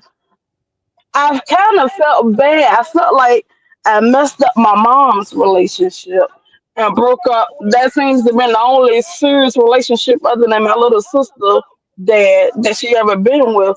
So I never was mad at him. I was somewhat mad with myself as a kid that I told a little bit because his kids being in foster home. Yeah, but do you still have that trauma that comes back? Like how you say you broke down in the car. So have you truly forgiven your abuser? I I can't say I can say that I've never been mad with him or I've forgiven him, but it still does carry on even within my marriage. Like I said, I started having sex at 12, and I'm an open, honest book. I've had sex with plenty men and plenty women. That I ain't got to do it every day in my life again because I done did it so much. But every person that I've had sex with, it was happened more than once. That first occasion, telling them to stop just to see if they gonna stop. Even my wife, we've been married for 7 years, and I still, hey, hold up, don't touch right there, hold up, So it still affects me. Yeah. Uh, did you ever take any more steps besides talk to your abuser? Did you ever therapy, anything, pastor? I've done therapy. This is my third time doing therapy. I I did therapy. So my aunt, when she first out, my mom's older sister, she came down from Mississippi. I live in Virginia, Mhm. and unfortunately, she bust my mama head up beside the fish tank. So she put me in therapy as a kid, but I think I was so young, didn't realize it. Then, with the situation with my friend and stepbrother happened, I went to therapy again, and then I'm in therapy again now. Is it helping? Girl, when you got that situation on top of just now life situations with these grown ups, Yeah. And is your wife doing therapy with you, or is it just you? she's going to therapy for her own situations. Like I said, she unfortunately was, just to give you a little insight, she's been touched. And so we go back and forth on certain things when it comes to touching because she's been touched several times by her mom, exes, and stuff, but she was laughed at or told she was lying. Mm. So, like I said, I just dealt with the situation with my sister in law husband a couple of months ago. Just out the blue came and touched my butt. Mm, mm, mm, mm. So when that happened, did that take you back to being traumatized? Well, with this brother-in-law, I'm not the first person that he has touched on their butt. Come to find out, he has touched my wife's butt before and another sister-in-law butt. So I put it on blast in front of the whole family of what's going on. And I did try to go downtown about it, but unfortunately, the situation happened on a cruise. So trying to figure out the jurisdictions of the when where it happened at. Yeah. So what would you say to somebody that's been through what you've been through? What works for you? Because everything that works for you might not, but what are some things that did work for you? Def things, and like I said, talking about it. A lot of people about it. I'm fortunate that I did get, you know, justice, but the biggest thing is telling somebody. Tell more than one person. You know, if your family don't believe you, okay, go to the police. If they don't believe you, go to a counselor. Talk to someone. Somebody's gonna believe you. You know, eventually. And it Yeah. doesn't matter how long, because I talk to so many people. Like I said, I'm more even at like I said, I'm at work now. I'm considered the mom. I talk to so many people, and like I said, for my son's girlfriend, who's a new girlfriend, to tell me within the second day of what she's dealing with, and I told her, "Hey, sweetie, if you want me to go with you, I will go with you.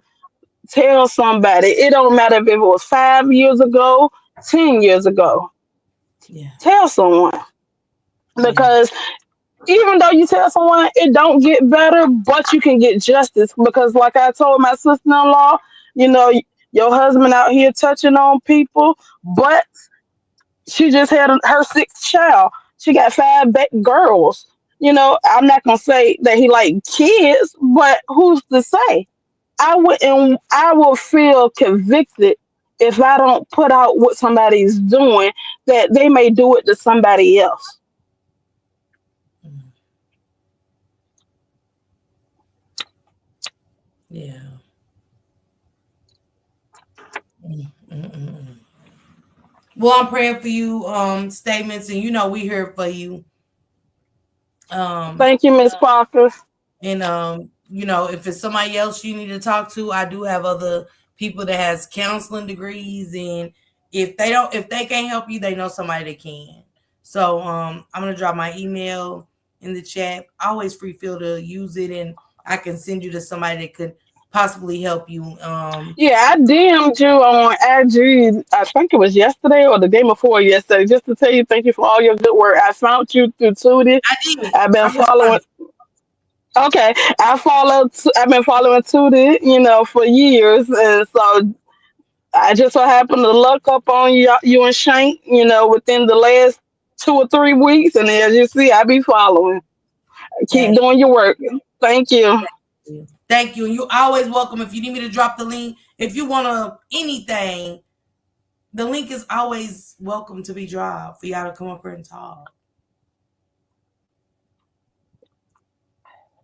Because we can always get back to the commentary, but it takes a second to save somebody's life. So y'all remember that the platform is always open. What up, okay. Salute. Welcome. The platform's always open. Thank you, Lady JJ. Thank you. Thank you for the support. But the platform is always open, even if we're on content. It ain't gotta be sorry to change the subject because you never know what somebody's going through that needs to hit that link and talk, get something off their chest. You just don't know, like how she said the trauma hit her in the car and she broke down and cried. You never know when that trauma's gonna hit. Mm. Praying for you, Marianne. Praying for you, statements. What up, okay. Hey Nola, what it do? Thank you again, Lady JJ. I appreciate you so much. Thank you for pouring into me.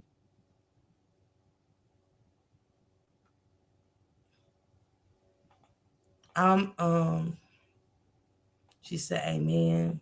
He said already.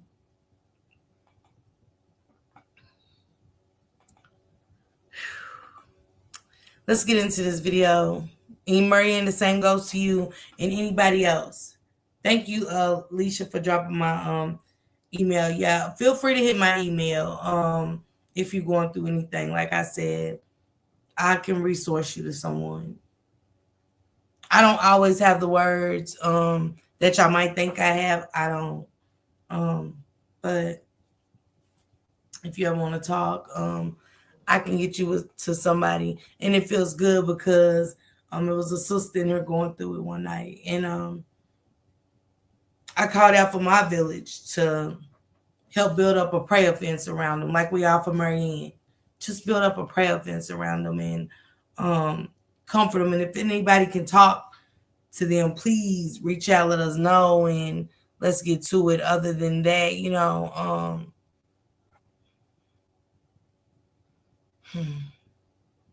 never know who needs us to listen. Thank you for having resources for them. Thank you, Lady JJ.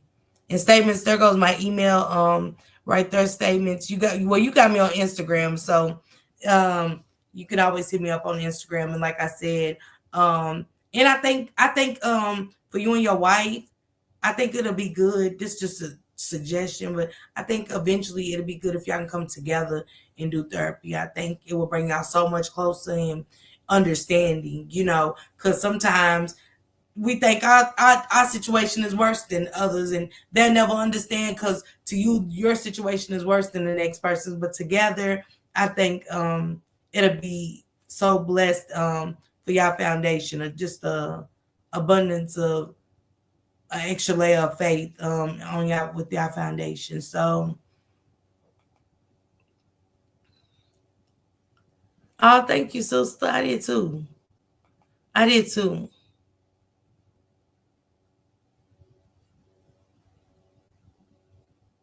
Okay, Latif. Latif know I come here and move the crowd, don't it? Okay, good. That's what's up. Denise says facts. Thank you, Nita. Thank you. Well, let me get to this video, y'all, right here about TikToker bust alleged pedophiles working at a high school, and everyone knew. The school's supposed to be that. Two high school teachers from my former high school were arrested today, and this is all public record now, so I can share it all. A couple months ago, I made a video about some of my experiences at this high school 20 years ago, and I talked about how this school has a history of protecting predators. If you tell me about the abuse of a minor, I'm going to report it, so I did. A series of TikTok videos led to the arrests of alleged pedophile teachers at an Oregon high school. After a former student shared disturbing abuse claims, more students came forward with their own stories leading to these shocking arrests. I'm going to sit down with renowned predator catcher Chris Hansen to explore how these social media posts help bring secrets to light. Welcome to Sidebar, presented by Law and Crime. I'm Jesse Weber. Two former teachers at St. Helens High School in Oregon have been arrested on charges of sexual abuse, and it's all because of a TikTok video posted by a former student. Yeah, we're talking about Doug Weaver, who graduated in 2007. He uploaded a video accusing the school of essentially protecting predatory teachers when he attended. This year, here's how AI will completely transform how book covers are designed. It is no longer just about picking an image. this particular school had a $3.5 million settlement for allegations that they know that students are in danger and they do nothing.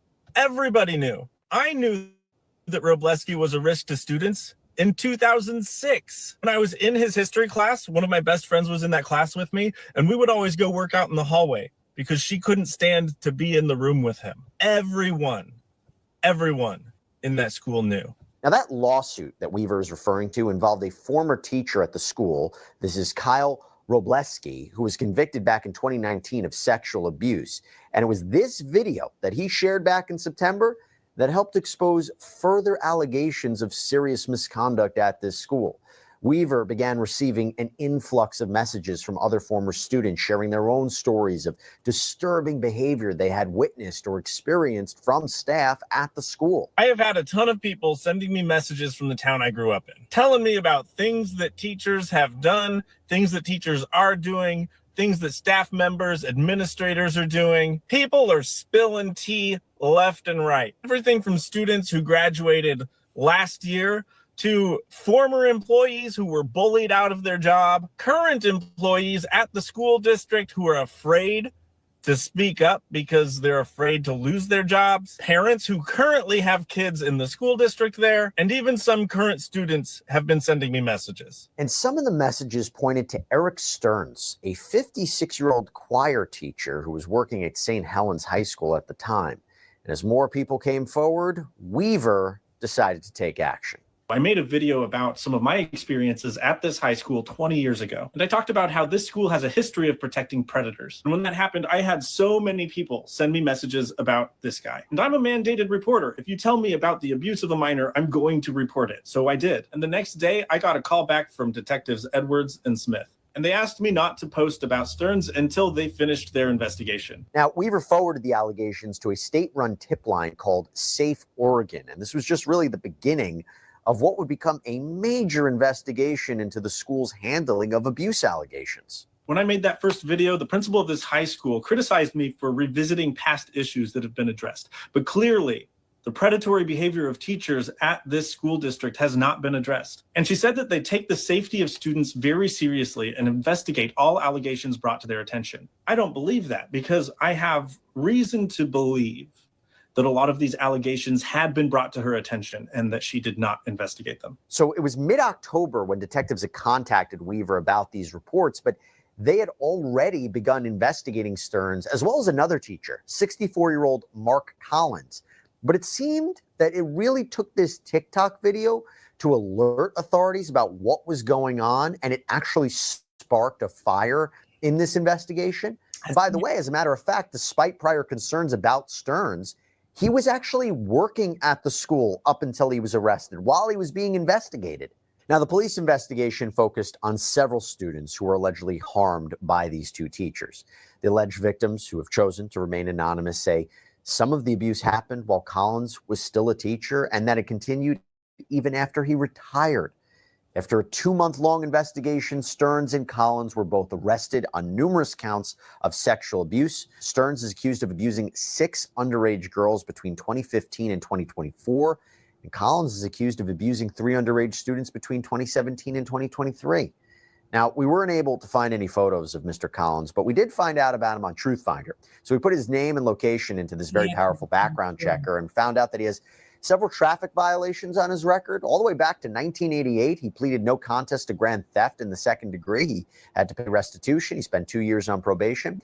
And Law and Crime, we partner with TruthFinder. We use it to get details on a lot of people involved in our stories. But look, even if you don't work in true crime, this can be an excellent resource to give you some peace of mind. It's one of the largest public record search services in the United States. And with a paid subscription service, you can get access to unlimited reports about almost anyone. And so if you're interested right now, you can get 50% off of your first month of confidential background reports. Just go to truthfinder.com/LC sidebar. Okay, back to this.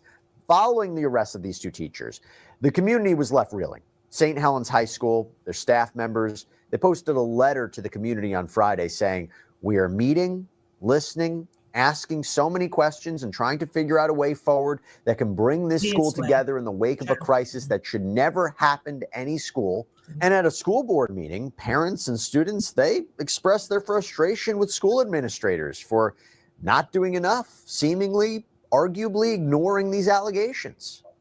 2 months, this teacher was at the school in contact with minors and children, our children, and I would like to understand, if my one question to you all, if you were aware of the situation, notified through police and investigators, why was he still allowed on school grounds? I just want to know what's being done? We seem to attract pedophiles in our school district. What's being done to prevent that? What's being done with the staff that's allowed that to happen for a decade? In fact, a student at this meeting even alleged a very creepy encounter she had with Eric Stearns.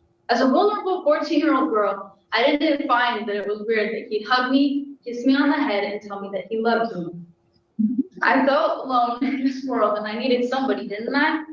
I didn't question it.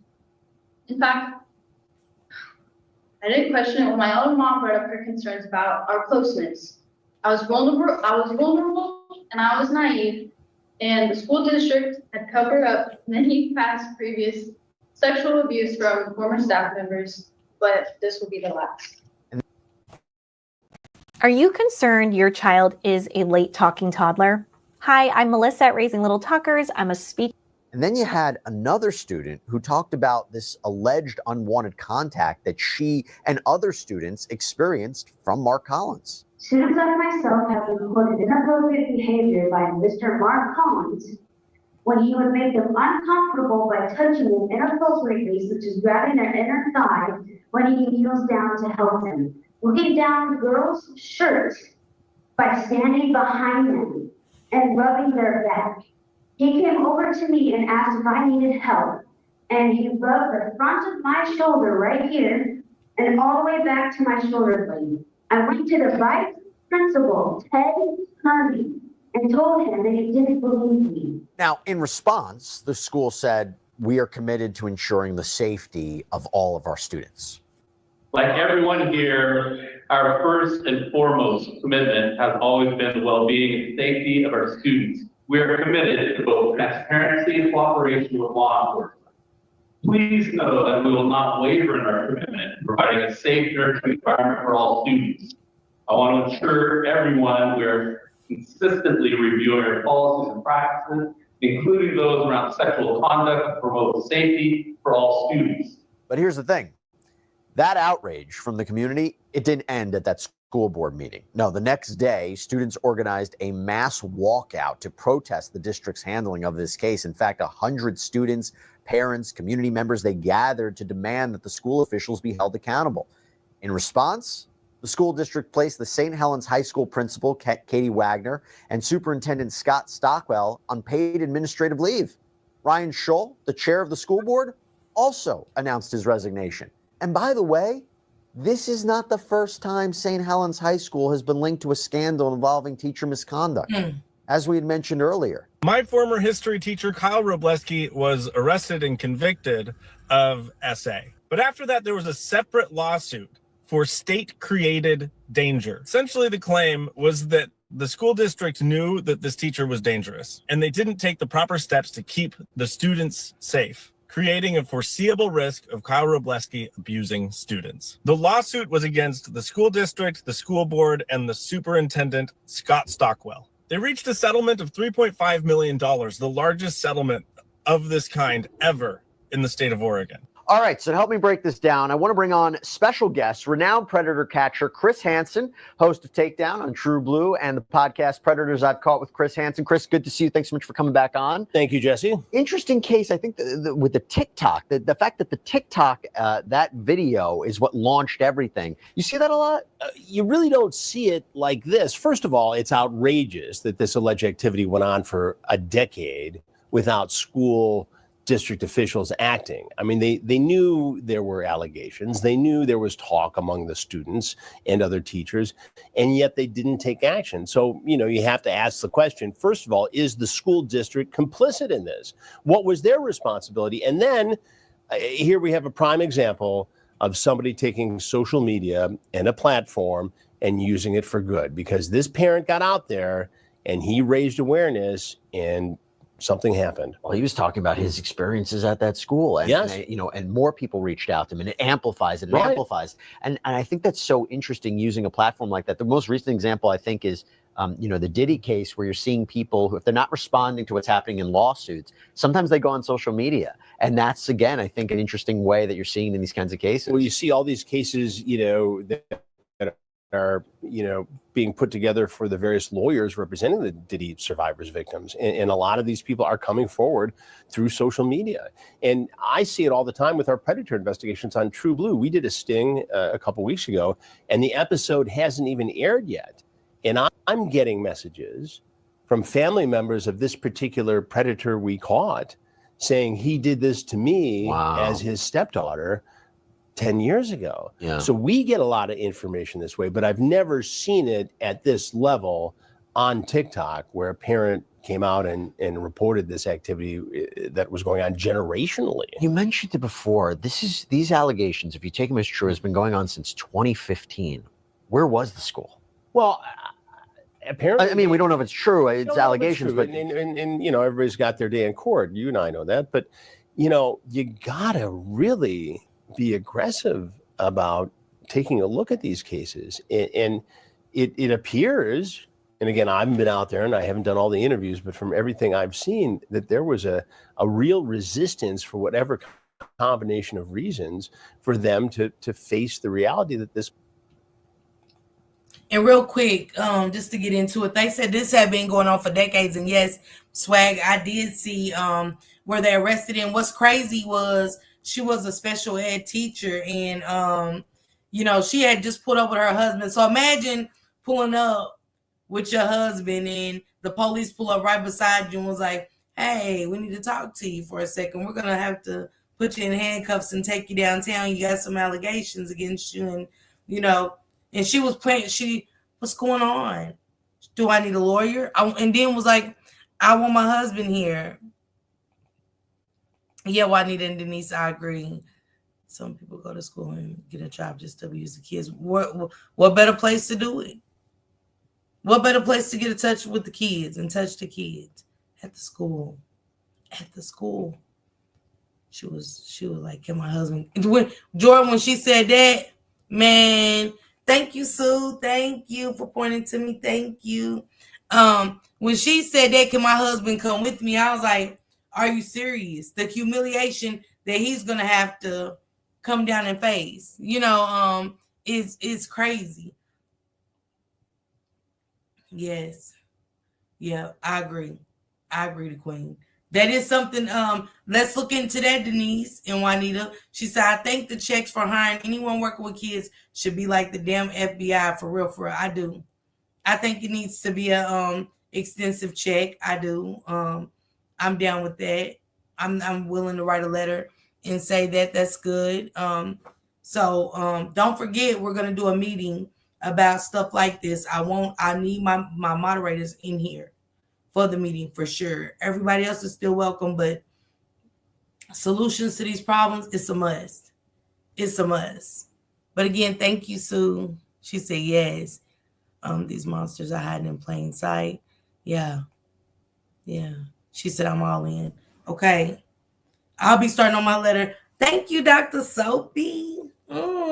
Hugs. Thank you. Let me like that.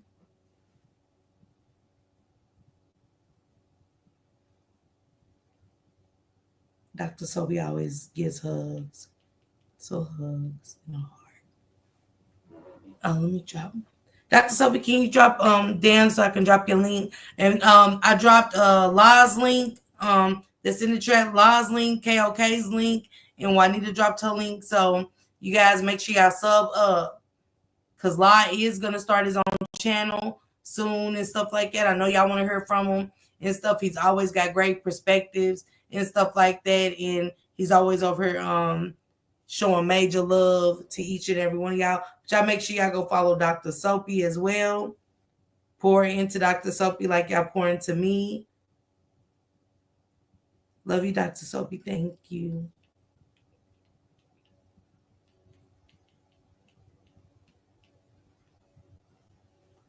Dr. Soapy, I am going to be doing one on mental health this week, probably Sunday. I want to, that way when I get back home and stuff like that, from going and getting drunk and just acting wild and crazy, I want to do a live about mental health and how real it is, why it's being overlooked, and why it is everything viewed as mental health. So I want to do that on Sunday.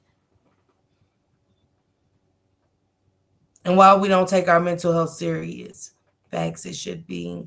They want us to check parents just to volunteer. They do statements. Hugs, love. It was for me working at the daycare. Show was Patricia.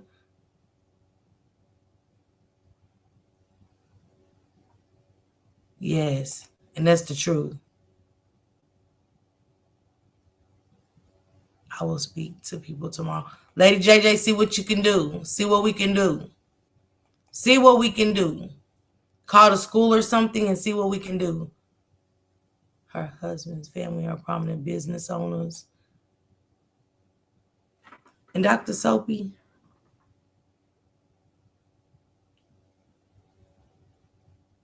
where Dr. Soapy go? Dr. Soapy, I'm gonna give you a wrench just when you come through. You can drop your own link from time to time because I don't pay attention, but just when you come through, drop your own link. I don't mind you having a wrench here. I love you. I'm down. Okay, Denise, let's go. I have a layout already. When I finish writing it up, I will send you a copy. Let's go, Juanita. Let's go. Thank you, Dr. Sophie. She said, I'm down. Let's go, Jordan.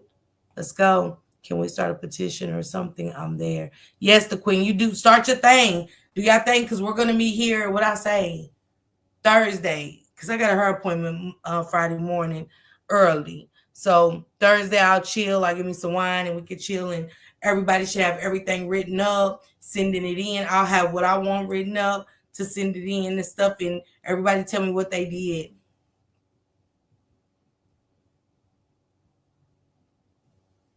Yep, you're right, D. Walsh. You're right.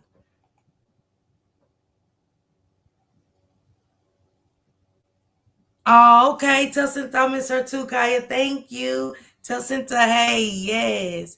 And my girl Jametta, my moderator Jametta. Jametta, if you watching, whatever, I miss you. I love you. I hope all is well. I haven't seen Jametta, and I'm really concerned. So I need to see if I got Jametta's information. I hope I do. Please, we need to start putting stuff in writing. Forget the speaking. We need concrete solutions. Let's go, Denise. We have to have background checks with fingerprints to work at college. How are they working with these children? Let's go, Swag. Let's go. Swag, I want you a part of this. You hear me? What up, Dior? Dior, yeah, Dior is the one who made my banner for my merchandise. Dior, it's everything. But Dior, I need you to put some bucket hats on there.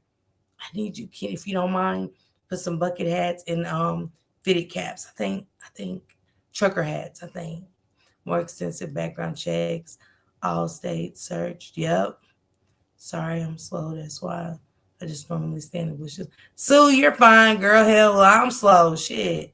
I vote tomorrow for local elections, so I will speak to them. Thank you, Lady JJ. Thank you. She said, Ms. Parker, drop your link. Thank you, Lady JJ, and please keep me updated. Lady JJ, I don't know if you got my let me put my email.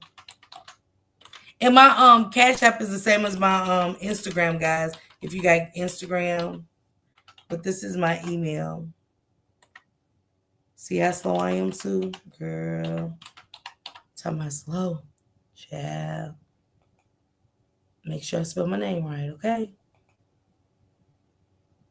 Yep, mental health awareness is made, so I want to get it started for Sunday. Do this t-shirts and all. Okay, I got you. Look, Miss Fox, I got you.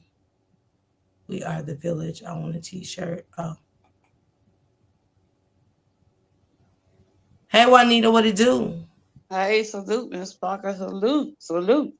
What's I was for the last couple of days, I've been writing out something because I'm sick and tired of being tired.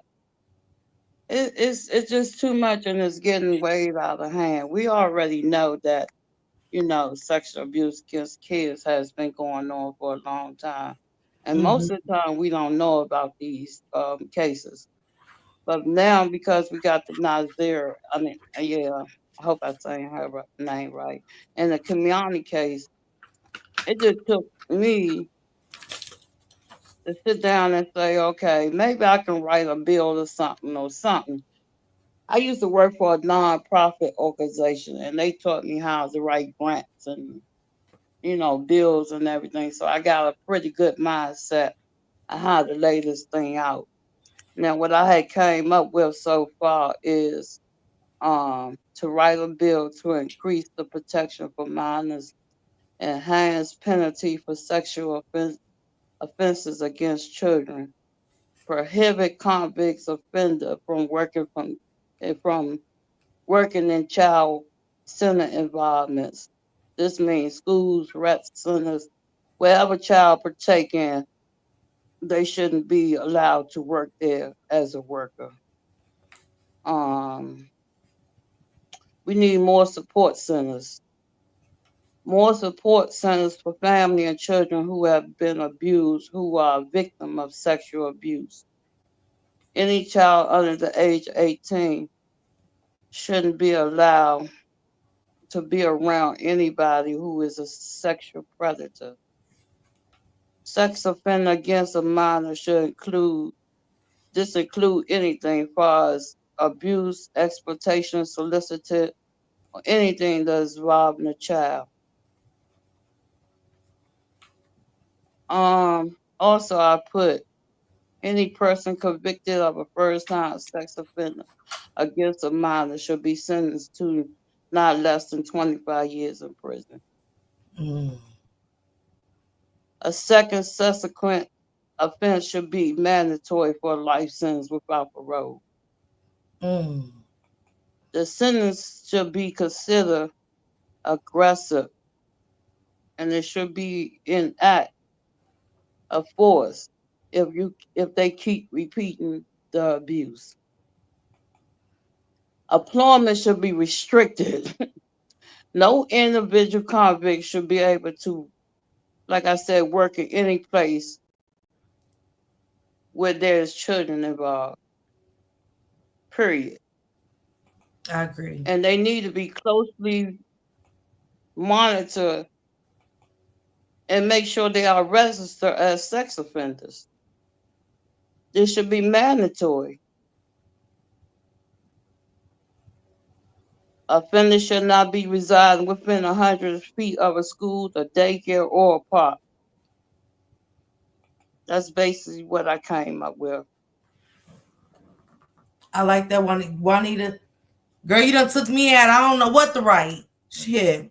I don't know what to write, but that's amazing right there. Your ideas are out the water. I can't wait to hear what you get back after you write everything and send it off. I'm gonna be working on my letter tomorrow. After watching this, definitely starting the school systems and stuff, even with the buses, to make sure the kids are safe, because it was so many bus crashes. I don't know if you guys realized that last year, where it was drug use, alcohol use, and kids lost their lives and was critically injured. And school and the bus, that's got to be the safest thing. So inside the school and when they're traveling to and from school is a must, especially with a lot of us that got kids to go to school. Without me having grandkids in school or whatever, I still want buses to be safe, even for the city workers. A lot of city buses was crashing and things like that. So yes, and even better. I want to start with the also going to the cancer center. I want to start visiting the cancer centers on Juanita. I'm going to start that and just talking to some of the patients and just saying, can I go in and talk to some people and let them know about my breast cancer and to keep them strong, and try to at least go once a week just to get, talk to the patients and, uplift them and take some stuff and put in that basket, puzzles, taking butterscotch and peppermints and stuff like that, because there is nothing wrong with giving back, because they love that at those cancer centers. So it's a lot of stuff I want to do, and also better resources for that, instead of always need money for something. And also I need all my mental health workers to be here. If you got a degree in anything with mental health, that way y'all can offer some resources, because a lot of people don't know where to go. They don't know who to talk to. They don't know who to trust and things like that when it comes to mental health. So I definitely want to do that. And I definitely want to start a call-in line. I definitely want to get that to where, like I said, the number is attached to Juanita if she's available. Somebody that's available that is strong in certain areas, you know, especially with addiction. Because sometimes that one hit can be your last. Yeah, you know, I was in the field of, I actually got a certificate in substance abuse. Okay. I've been in substance abuse for the last, coming up on 30 years. So I thrive in that area because, you know, that was my purpose at one point when I was working in the clinic, you know. So between mental health and substance abuse and HIV, I got that down packed on my resume. But also, when you said about mental health, I put this in there too. Victim support service.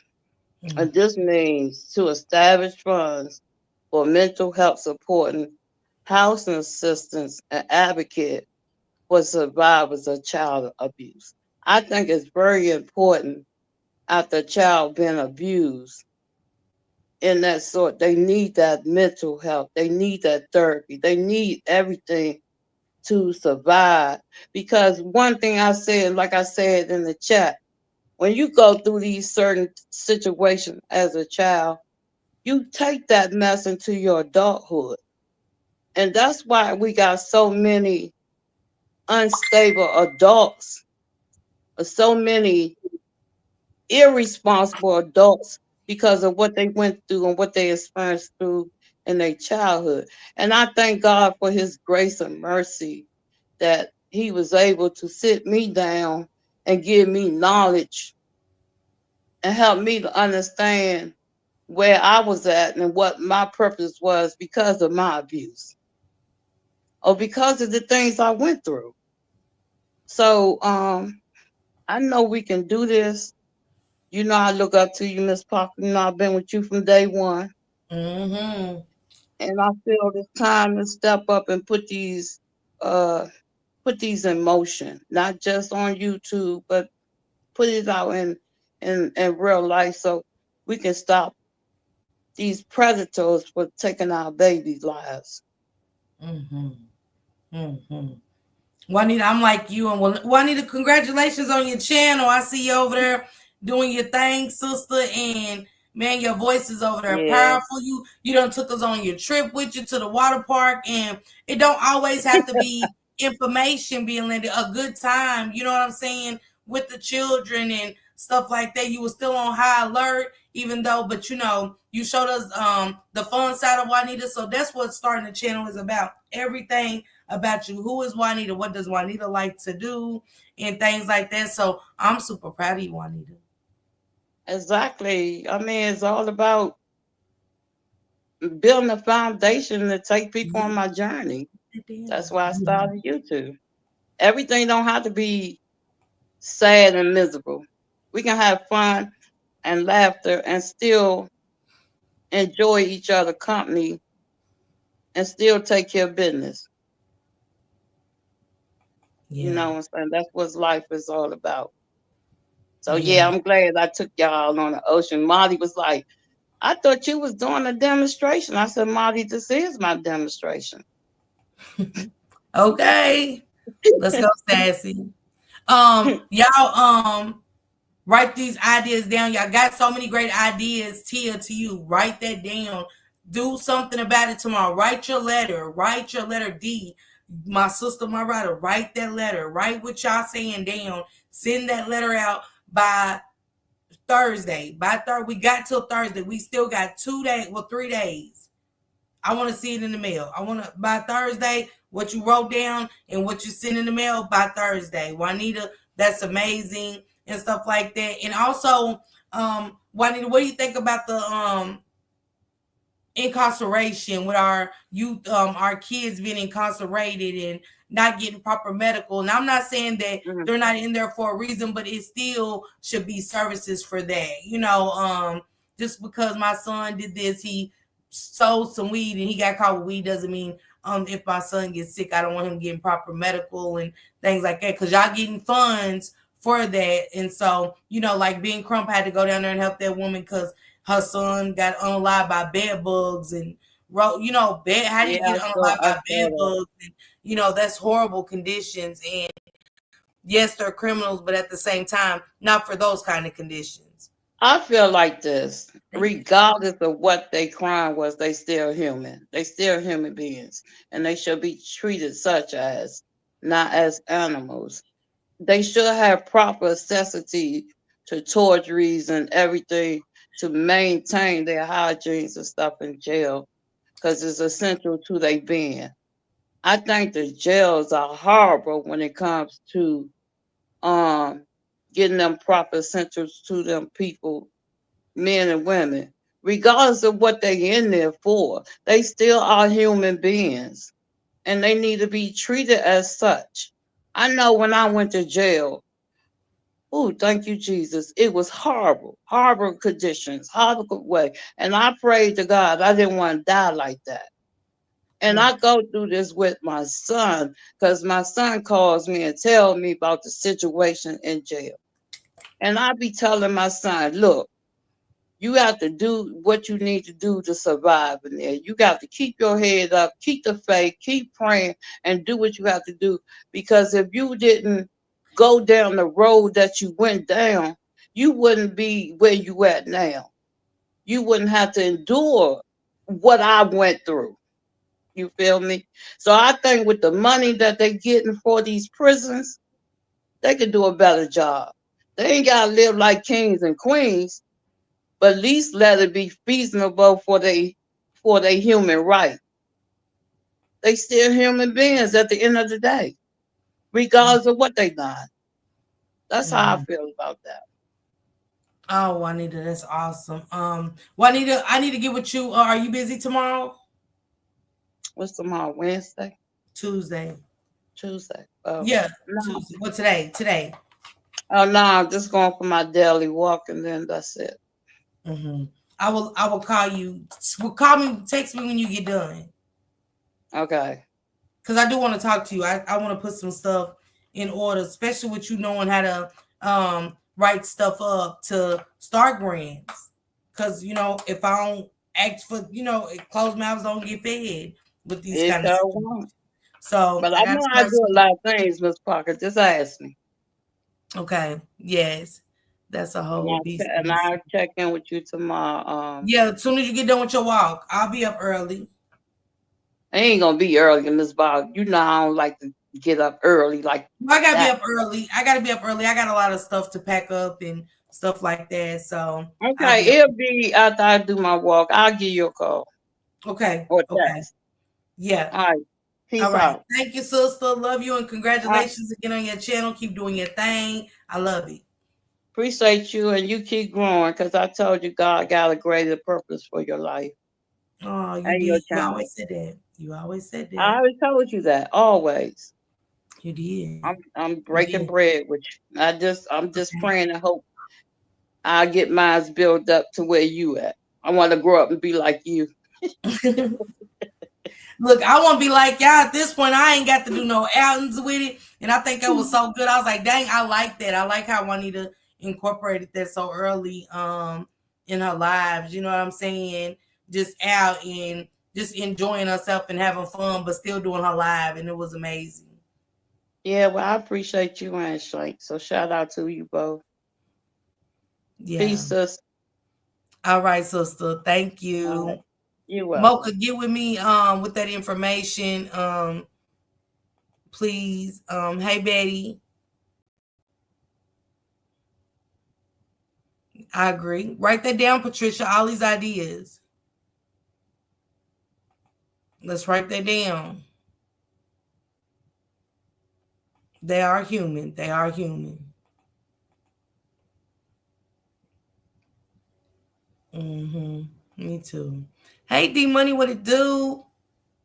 I wrote you up. You missed so many classes. I wrote you up, D Money.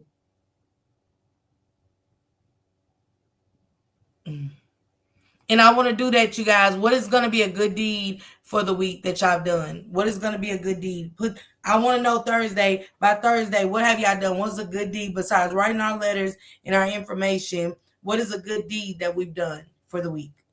I already got mines right now, what I want to do, and I'm going to do it. So that's what I'm going to do as soon as I touch home. I want to go to the cancer center where I did my chemo and take some puzzles and stuff. And Swag, thank you about the lemon heads. I didn't know.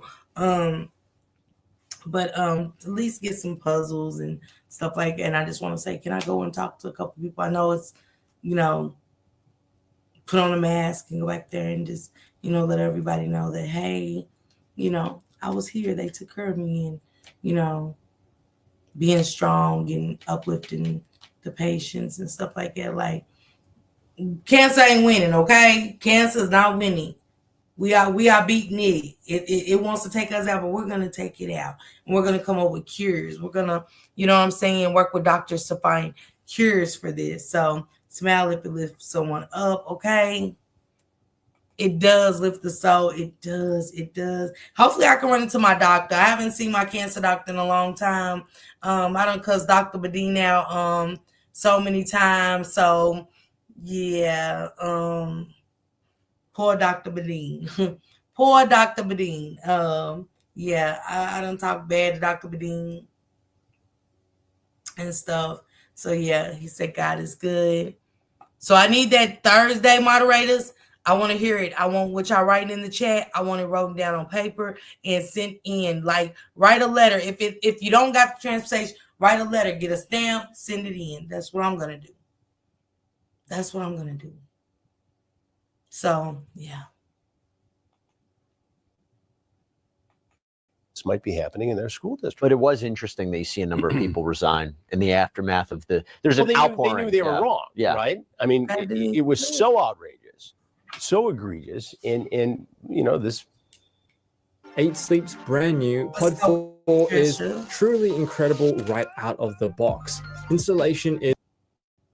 Father who made the TikTok is very brave to put himself out there like this, because one misstep and then suddenly he's the target of a lot of online hate. There was one thing that I just couldn't understand. I wanted your perspective on it. So Stearns, who is one of the defendants here, they allowed him to continue to work while he was under investigation. Not while he was arrested, but obviously while he's under investigation, they allow him in the school to continue working.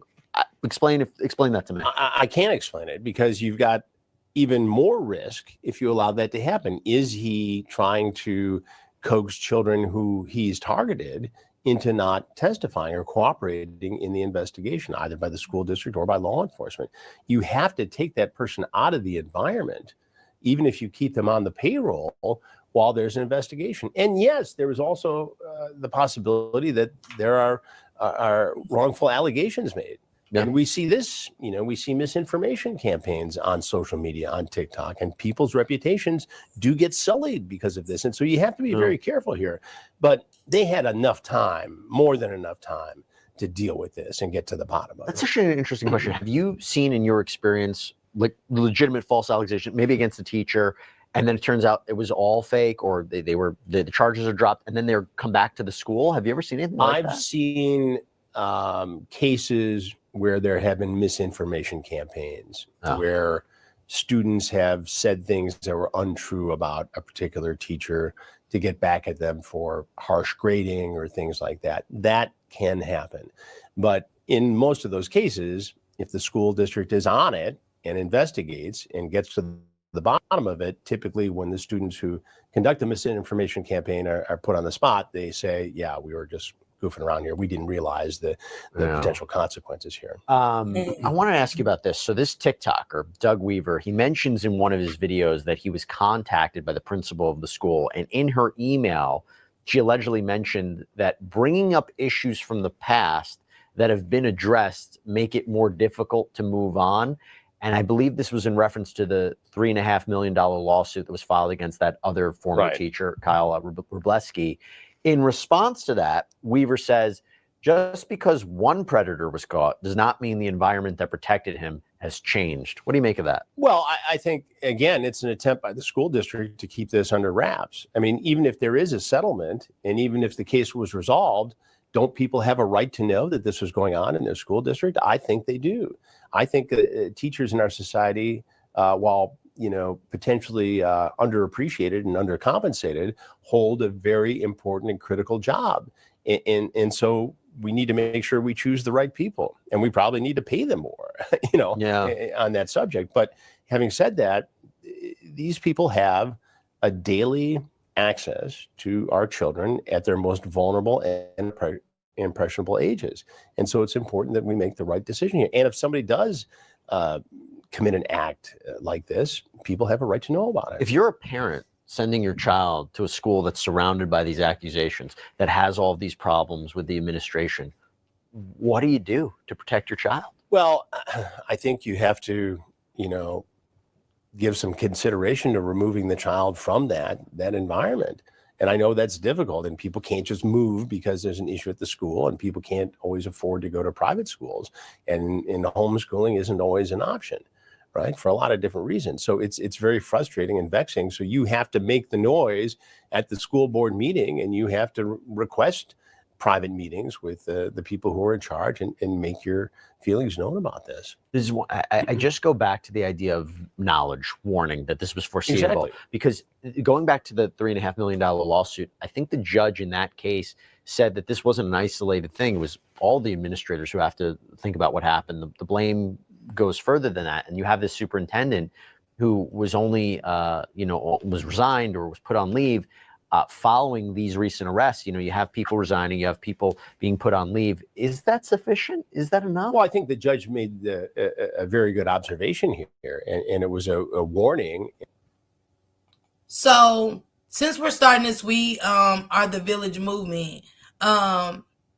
Jordan, sorry for you got cold during your infusion. Thank you, Denise.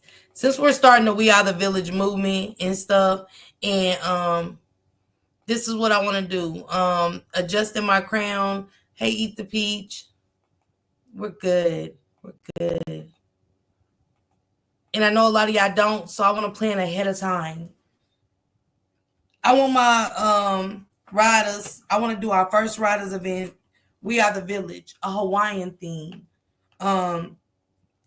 But I want to either go to Tennessee, get us a cabin and stuff. Not too far up, but get us a cabin. Do something with nature and stuff like that. Get us a nice cabin and stuff, and go out to eat one night maybe and cook together, and games and stuff, and just chill. But come up with solutions and stuff as we go along and things like that. And also, Adjusting My Crown said we need a national We Are the Village Day, like We Are the World, where we pick a day and time for everyone to get online with their families and kids to release a balloon in their city for missing, abducted, trafficked, and unalived kids. So we're going to come up with a day.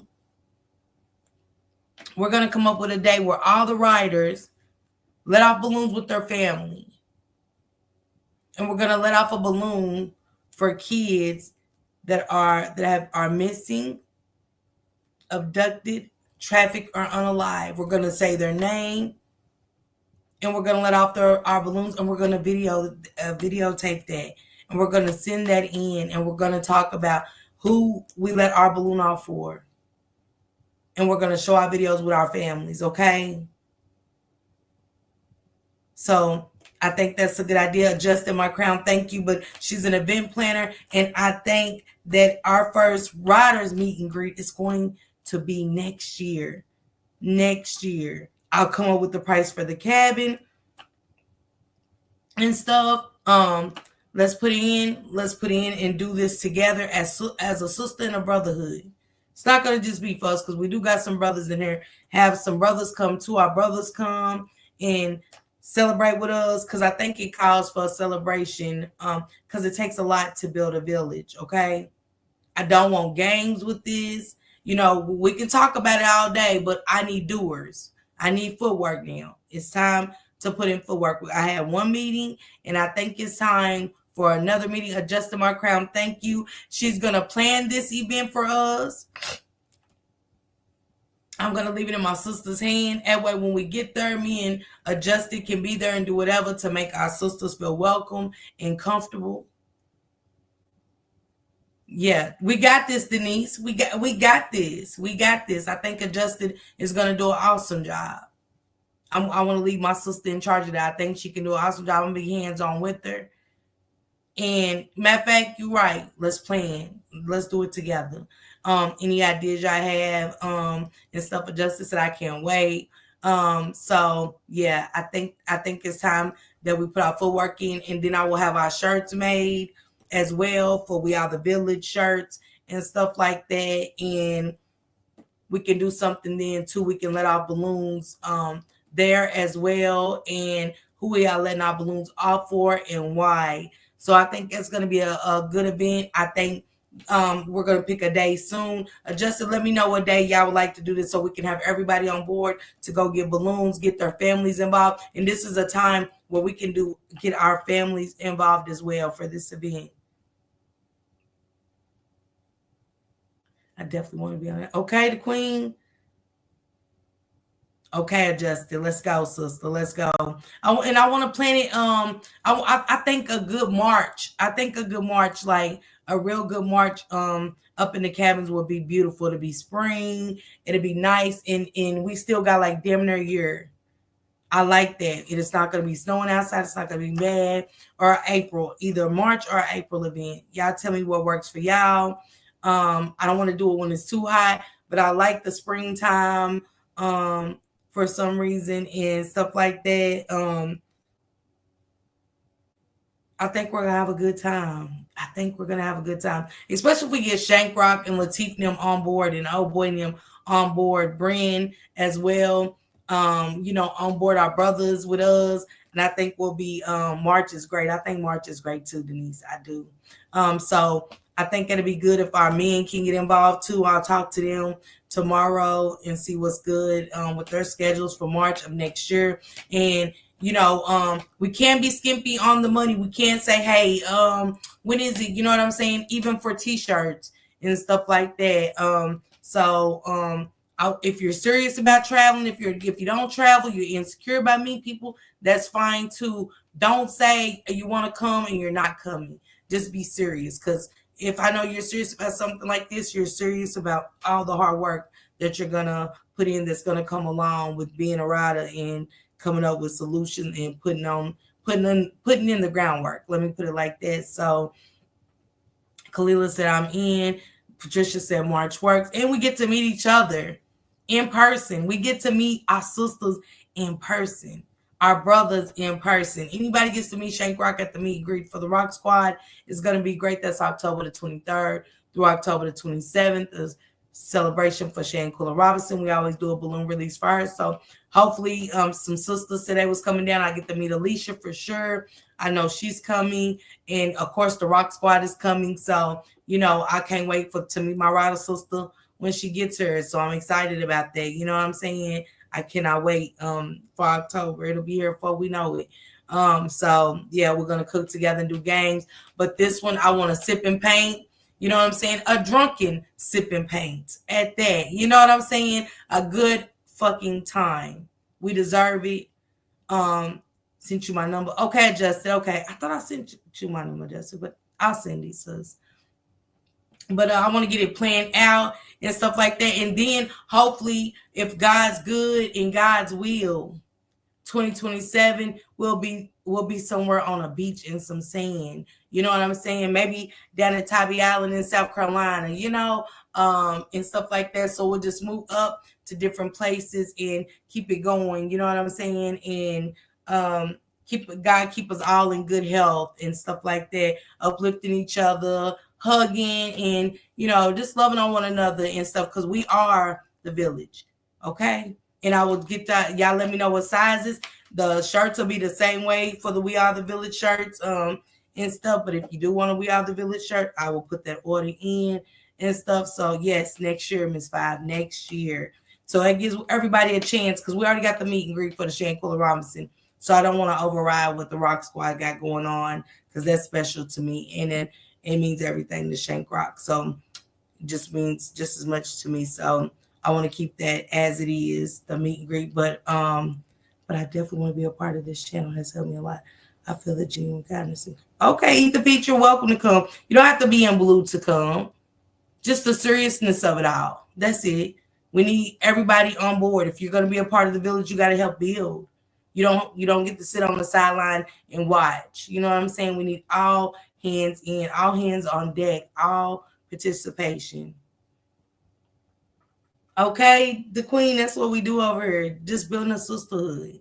And we see it so much. It's all kind of sisterhoods been built off of people meeting online and meeting up. I see it all the time. So yes, I want to help. Okay, that's what's up. Don't forget Thursday, guys. We're gonna meet here and go to Guam, girl. You'll love it. I promise. Okay. So hopefully everybody's got everything, their letters in to the beach. Yes, I love it. Yes.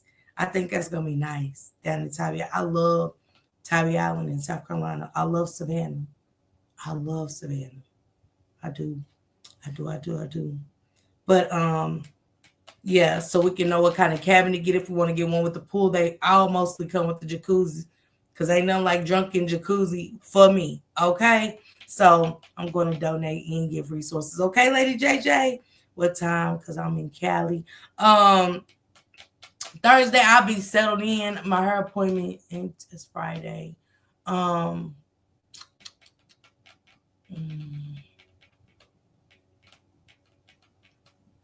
Thursday, probably about 6. Thursday, about 6 or 7. I'm going to say about 7. Give me 7 Thursday because I'll be home and stuff like that and trying to run around and take care of some stuff. But 7 o'clock on Thursday, definitely a moderators meeting. But for y'all Eat the Peach, 7 o'clock Thursday. So it'll be 4 o'clock your time. Eat the Peach. But if you can't catch the replay, Eat the Peach. Catch that replay. And I'll drop my email at all times so you can contact me and stuff like that. And we can always bring it back to the table. Like anytime I go live, I'll talk about it before I talk about my commentary, okay? So I think 4 or 5 times right now. Yeah, my daughter's in Cali, so yeah. So I'm supposed to be going there too, so I don't want to plan too much. So I'm supposed to be going up there, and then Shankrock's got something else going on too in August. So I got a lot of stuff I want to do this year and got going on. But next year, my time is going to be for the riders. Definitely for the riders. I'm excited. I think y'all excited. We have to protect our children. We have to protect our children. But it's so much more that we can protect, change laws, do things and stuff like that. So I'm excited. This was amazing. I'll be at work. But I'll just put my headphones on and listen in the cut. Okay. So yeah, I'm excited. I can't wait. Timmy C. Riders, remember, if you see something, say something. If we don't, we are part of the problem. Love you all. Okay, Timmy C. Yes. Oh yeah, Patricia. And Patricia, you know, I always wanted to come to Colorado. I wanted to always go to a winery up there in Colorado. Yeah, not up in the. I don't want to go to the ski slopes. I can't do all that snow and shit. I always think about a damn avalanche and shit. But yeah, I want to go all over. And then you guys, maybe who shit. You know what? Let's hold off on the y'all tell me the place because I want to pick 3. I do. I want to pick 3. I do. At least two places. That's how we did with the Rock Squad. Colorado's beautiful, yeah. Because maybe I'm just have to do that because I know Kenya and Juanita them's going to Vegas in January, and that's gonna be pushing it. Because I do want to go to Vegas. I love Vegas, so yeah. Colorado has the best dispensary. I heard. Okay, Patricia, yay. That's what's up. We need a prom night. And we can do that. Who said we can't? Pebbles, who said we can't? We can incorporate that. You know what? Let me put that down. Because y'all know what? Do we got to do prom? Or can we do a sneaker ball, Pebbles? I think a sneaker ball.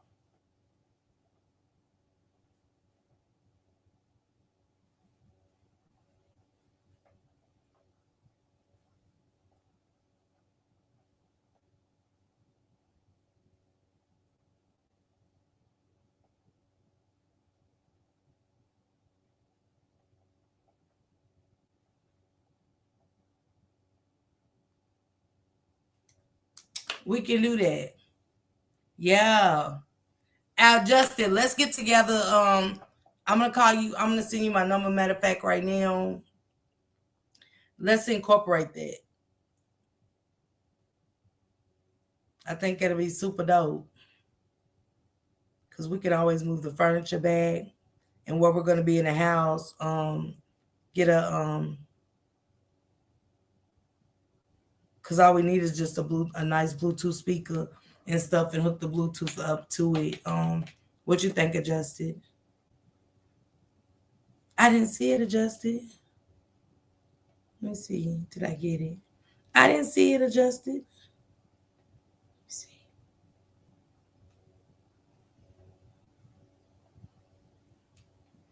I don't know why I'm not getting messages on Insta. Let me go out of it. Send it. Let me see. I do see something.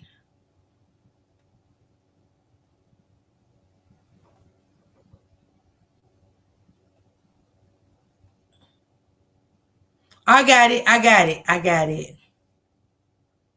I got it, sister. Let me see. Sister, do you got 2 pages? Oh, okay. I get it. Never mind. I got it. I get what you did.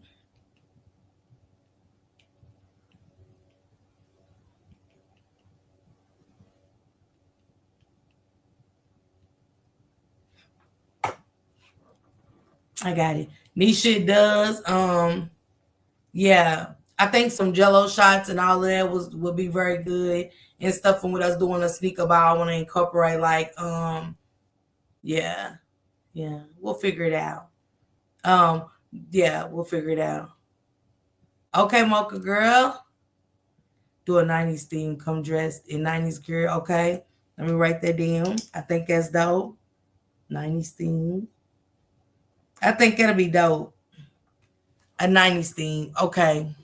So I think with right there, let's stay right there, because then everything else, let's just flow with it. Okay. Good night, Sue.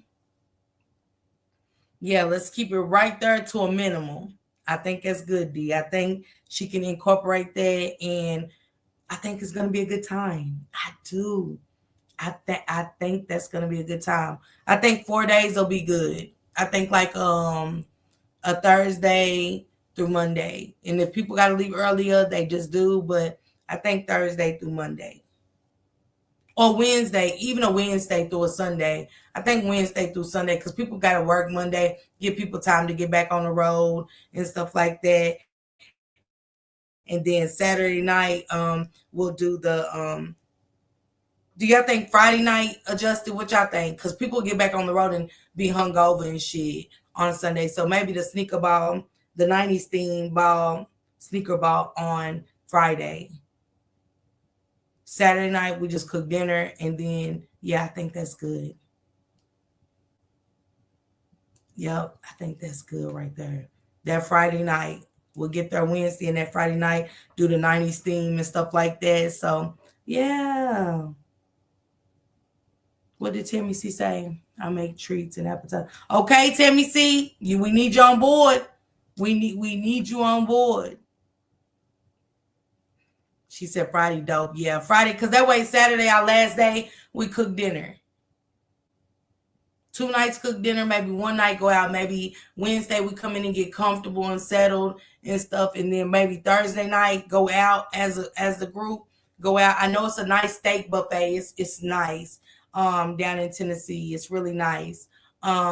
We go down there, and if people want to, walk the strip or anything, go to the outlets while we're out and stuff. Take the Thursday just to go out and see Tennessee for people that's never been down there and stuff like that. And then That's what we'll do Thursday, because Wednesday we'll get settled and stuff. But then Friday, everybody is just in there getting dressed. We'll have our finger foods and stuff like that. Not too much, but we'll have enough. You know what I'm saying? Nachos and cheese, stuff like that. Little simple stuff like that. And then on Friday night, that's Friday night. And then Sunday, cook dinner. All the ladies in that kitchen, let our brothers relax their minds, and we cook.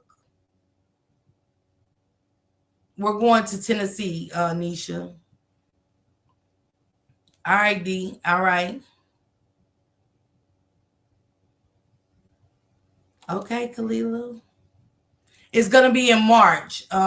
March of next year. March of 2026. Put that on the calendar, because we're going to start collecting and paying for the stuff in advance. We're going to pay for this cabin in advance, and I want to do a nice one so it can be room for all of us. Okay, the queen. All right. I like this idea. I'm excited. And I can get the merch. I can go on and get the merch in advance and stuff like that and put it up, and that's what it'll be. You know what I'm saying? Just get the merch in advance for us. We are the village and stuff, so we can take pictures and things like that, and, you know, promote that if you got a business or whatever. I want that Tennessee whiskey, Denise. Yes. And for dinner too, y'all, they got the what's his name? Let me see if they still got it. All right, sister, I see you got it. Let me see if they still got it down there in Tennessee.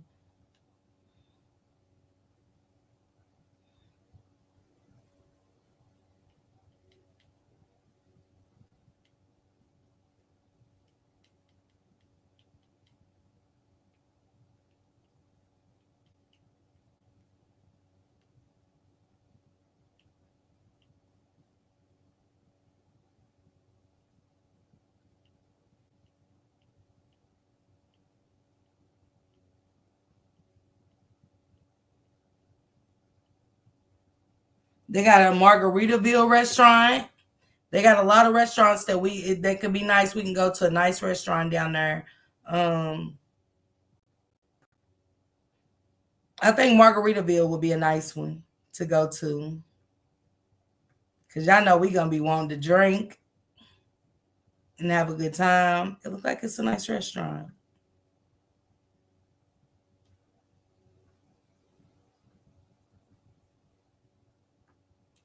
They got a few restaurants down there.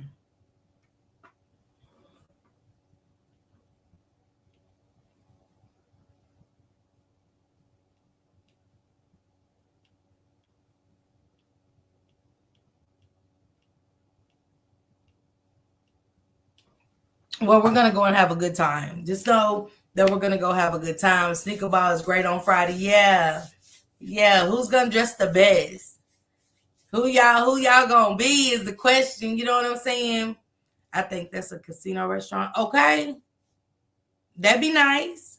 You know, because Thursday we're going to, you know what I'm saying, not stay out too late, but go, you know what I'm saying, go out. People can get their trinkets and little things like that. And I just think, yeah, we're going to do a sip and paint. And maybe that's what we can do. I see you, Kalila. Maybe that's what we can incorporate, different games and stuff to play. Like, you know what I'm saying, Family Feud. After we come back on Thursday, Family Feud and stuff like that. Because, you know, some people's going to want to relax, just get off the road on Wednesday. And some people might want to take that Wednesday to rest. But if we do want to go out, for some that do want to go out and do things like that and stuff like that. So, you know, I kind of want to do it like the Rock Squad too, just put in food and stuff so we can have enough food and things like that and snacks and stuff. So I definitely want to do that. Not the moonshine. Yeah, I'm giving me some moonshine. No, Denise, I don't want to do reservations. I do want to do like how Shank Rocks got, how we got that set up. Yeah, Eat the Peach. I want to try Margaritaville. I wouldn't mind it. I just want it to be a group decision though. So yeah, do a group decision and stuff like that. Maybe even go to like Laser Quest, the Upside Down House. Just do some fun. Just do something together. You know what I'm saying? Do something together. I don't know, or whatever. If we go catch a show or something. But like I said, at least go eat out and go on the strip and shop and stuff. You know what I'm saying? Just look at stuff if you want to window shop. However, it's different stuff you can do on the strip, and then just take it in on Thursday and maybe relax, whatever. You know what I'm saying? And stuff is different stuff you can do. We can drink, get our drinks, because you got to get your drinks before you go out to them cabins. You definitely do. But we got enough time to get everything together. We'll have a meeting about it here and get everything together. I'll look up stuff down and we can go ahead and put it down now, just to have it in order, just to say that's out the way. That's out the way. Yeah, it's gonna be a 90 thing. That's a nice place. It is. It ain't gonna be too hot or nothing. You know what I'm saying? It's gonna be just the right enough time of weather and stuff. So I like it. So yeah, I'm super ready, y'all. You coming at Salt and Pepper? Denise always, dang Denise, you coming at Salt? You can't come as both. You come as one. Then you get somebody to come as the others with you. Cause I think I might be Spinderella. I might just, you know what I'm saying, be spin. So yeah, that means I gotta get my hair. I gotta go look at some Spinderella hairdos. I really do. I ain't gonna be Queen Latifah. Ain't nothing against Queen Latifah. Okay, D-Walk says she got Queen Latifah. Okay, I can't be MC Light. Oh yeah, what's her name? I rock puffs and stuff with my Afro puffs. Hey, rock them on with your bad self. I might be her. I might just be her. I might give me some cute little Afro puffs up in my head, and yeah, I like her. Plus, I'm thick and shit just like her, and I think I can pull that off. So yeah, I might kill y'all out. Don't get mad and shit. Don't get mad and shit. And she like the big hoops like me. So yeah. I think I got Rage. Yeah, thank you, Auntie Mo. Yeah, Lady Rage. Yeah, I think I might go on and let me go and put that in. And don't think y'all just great actor character. Y'all gotta do y'all shit too. I'm gonna get that song and I'm gonna perform my costume. I eat the peach. Cut it out. You ain't say you should drop that in the chat. Who said left eye? Oh shit. Yeah, I'm performing mine. Even if we, you know what I'm saying? That's why I said I think I need to try to see how much it's gonna be to rent the karaoke machine and stuff like that, you know, whatever, and we'll go from there. I think we're gonna have a good time. She said I did look at her. Yep, but Justin, we can do that's why I said karaoke for sure. You know what I'm saying? Just in case anybody don't remember that far back and stuff. So yeah. Who's doing Mary J. Blige? I could. Are you going to be Mary J, Denise? Dang, you can't be everybody. But I could do Mary J. Blige because I just gotta do that one dance she do. You know what I'm saying? Let me get it. It's like at Diddy just did that one dance, Lil' Kim, you know. So yeah, I think yeah.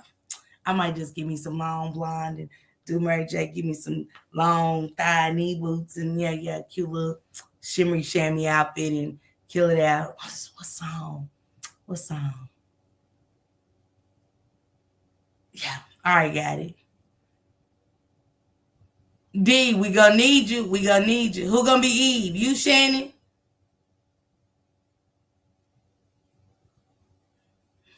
Jordan Santi was good. Call it whatever. Chad, call it whatever. I'm gonna be that. Yeah, I am. Because it depends. You know what I'm saying? And yeah. But damn, Shane can't be. He got to be Casey. He can't be JoJo. Shit.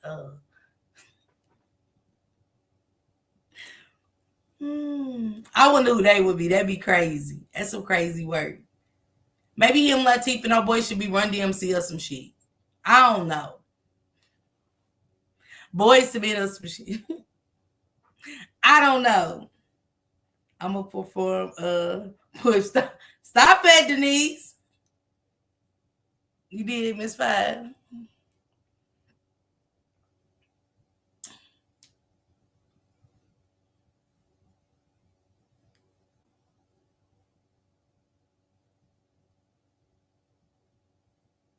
Okay, got you, sister. I'm right, send mine too, okay? Shoot me a text, okay?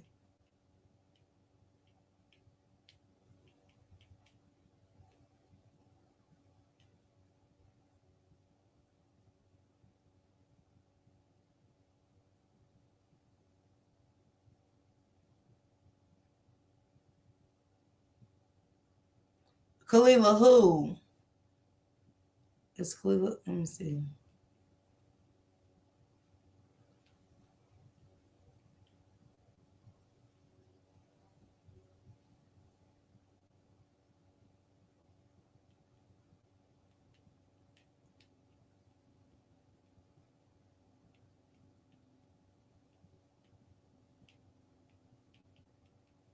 Shit, I don't even know what I was sending her.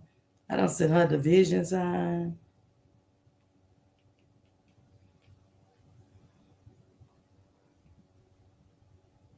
All right, y'all. Oh, Lady JJ, check your email, please. Kalila, I guess I can.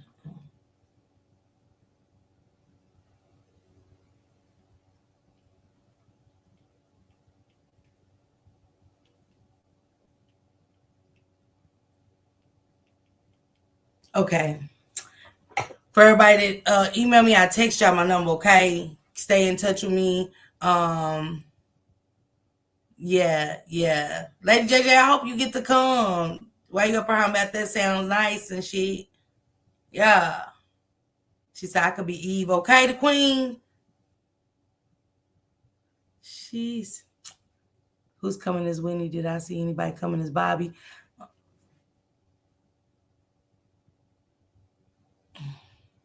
I don't think me and Shane could rock. I mean, we could, but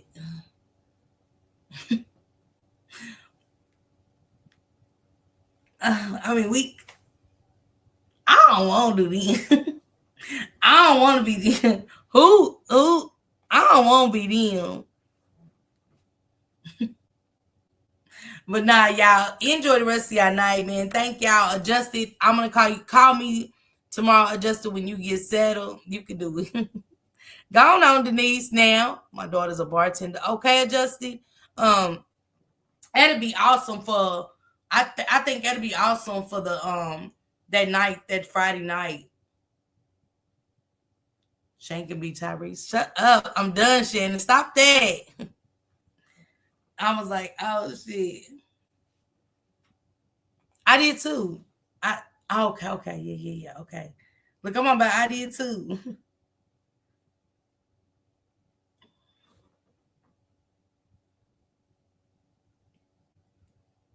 Okay. Text me your schedule tomorrow and we'll talk. Yes, Miss Parker, do it. Listen, Patricia gaslighting and shit. Another great live Friday is perfect. Yeah. Denise, you got my email, right? She said no Diddy. No, I don't know nobody being Diddy. I ain't gonna be able to handle that. Now we can do a lot of things, but Diddy, I don't know. Let me see. That was too much. Who said Diddy now? Shit. No Diddies. Okay, Lady JJ. Okay. All right, y'all. Y'all go enjoy the rest of y'all night. I know a lot of people got to get up early. Lady JJ got a busy schedule. Tomorrow she got some stuff to do and stuff. Now, who said R. Kelly? Absolutely not. No R. Kellys and Diddies. No R. Kellys and Diddies. Now, we might step in the name of love, play some, you know what I'm saying? I don't mind doing that, but please don't. Please. Okay, D. Okay, good. We're gonna need it. All right, Brian. Adjusted. Call me tomorrow. Lady JJ, you got my number. Denise, hit my email. Denise. Hit my email. Patricia, you hit my email too, because I definitely need my mods. Most of my mods to be in touch with me. Most of y'all need to be in touch with me anyway. There's not enough baby oil. No. Because if somebody pee on me, eat the peach. Stop that. Now if somebody pee on me, it's gonna be a problem. Oh shit! Look, she's talking about golden showers and shit. She went far. She went far with I left too early. I thought it was ended early. No. Good night, everyone. Good night. Good night. I'm here for the support. Love you all. Okay, Lady JJ, I'm in ending. Yeah, I'm ending this, sister. Now I'll give you a call. I can. Nah, because Shank might take it too far, saying eat the cake anime, and it just might go left for real. And then I'll be running out like, you know what I'm saying, she did run into the hotel. I miss Pac. I ain't got enough money. I ain't got enough money. I just need another cabin. I just need another cabin for tonight. And I promise when I make it to the top, I make it up to you. No, ma'am. Here you go. Here you go, a key to the Nah, I ain't gonna. No. We'll take that serious. That's why I said Bobby, we'll take that shit serious. Nah, we'll just stick to switching lanes. And by the way, y'all go catch that. Go catch my shorts. Look on Shank Rock's wall and look on the videos and go catch our switching lanes. You know, we're just gonna stick to acting that way. We'll take that shit too serious. So we're not yeah. We're gonna let me do my own thing. He can do his thing, but as far as couple roles, we'll take this shit serious. I'll get into character for real. So I don't want to put him in a position and embarrass him and stuff. But Thursday, everybody write y'all shit down. I better have some solutions. I better have some shit. And that's it. That's all. I want to see what y'all sent in to your representatives in your city, okay? And then we're gonna get our We Are the Village Day with our families. Pick a day where we go get balloons, videotape it, and she look Lady JJ. Right, Lady JJ, when you take those, I take my shit serious. I don't know about everybody else doing their costumes and shit, but I'll get into acting real quick. I'm so used to Shane making me act and shit. It'll be too serious. Not the limo scene. Yeah. The limo scenes, yeah. Yeah. It'll take me there, the queen. Okay? Yeah. I don't want to run out the cabin and yeah, but like, what's wrong with Miss Parker? Oh, she took her shit serious. I thought this was just a 90s party. Yeah, so let's keep it cute. Okay? Let's just keep your costume cute and have a good time and turn up and show out. Salute everybody. Y'all go enjoy the rest. Get y'all some rest, whatever y'all do tonight. Whatever, coffee, whatever.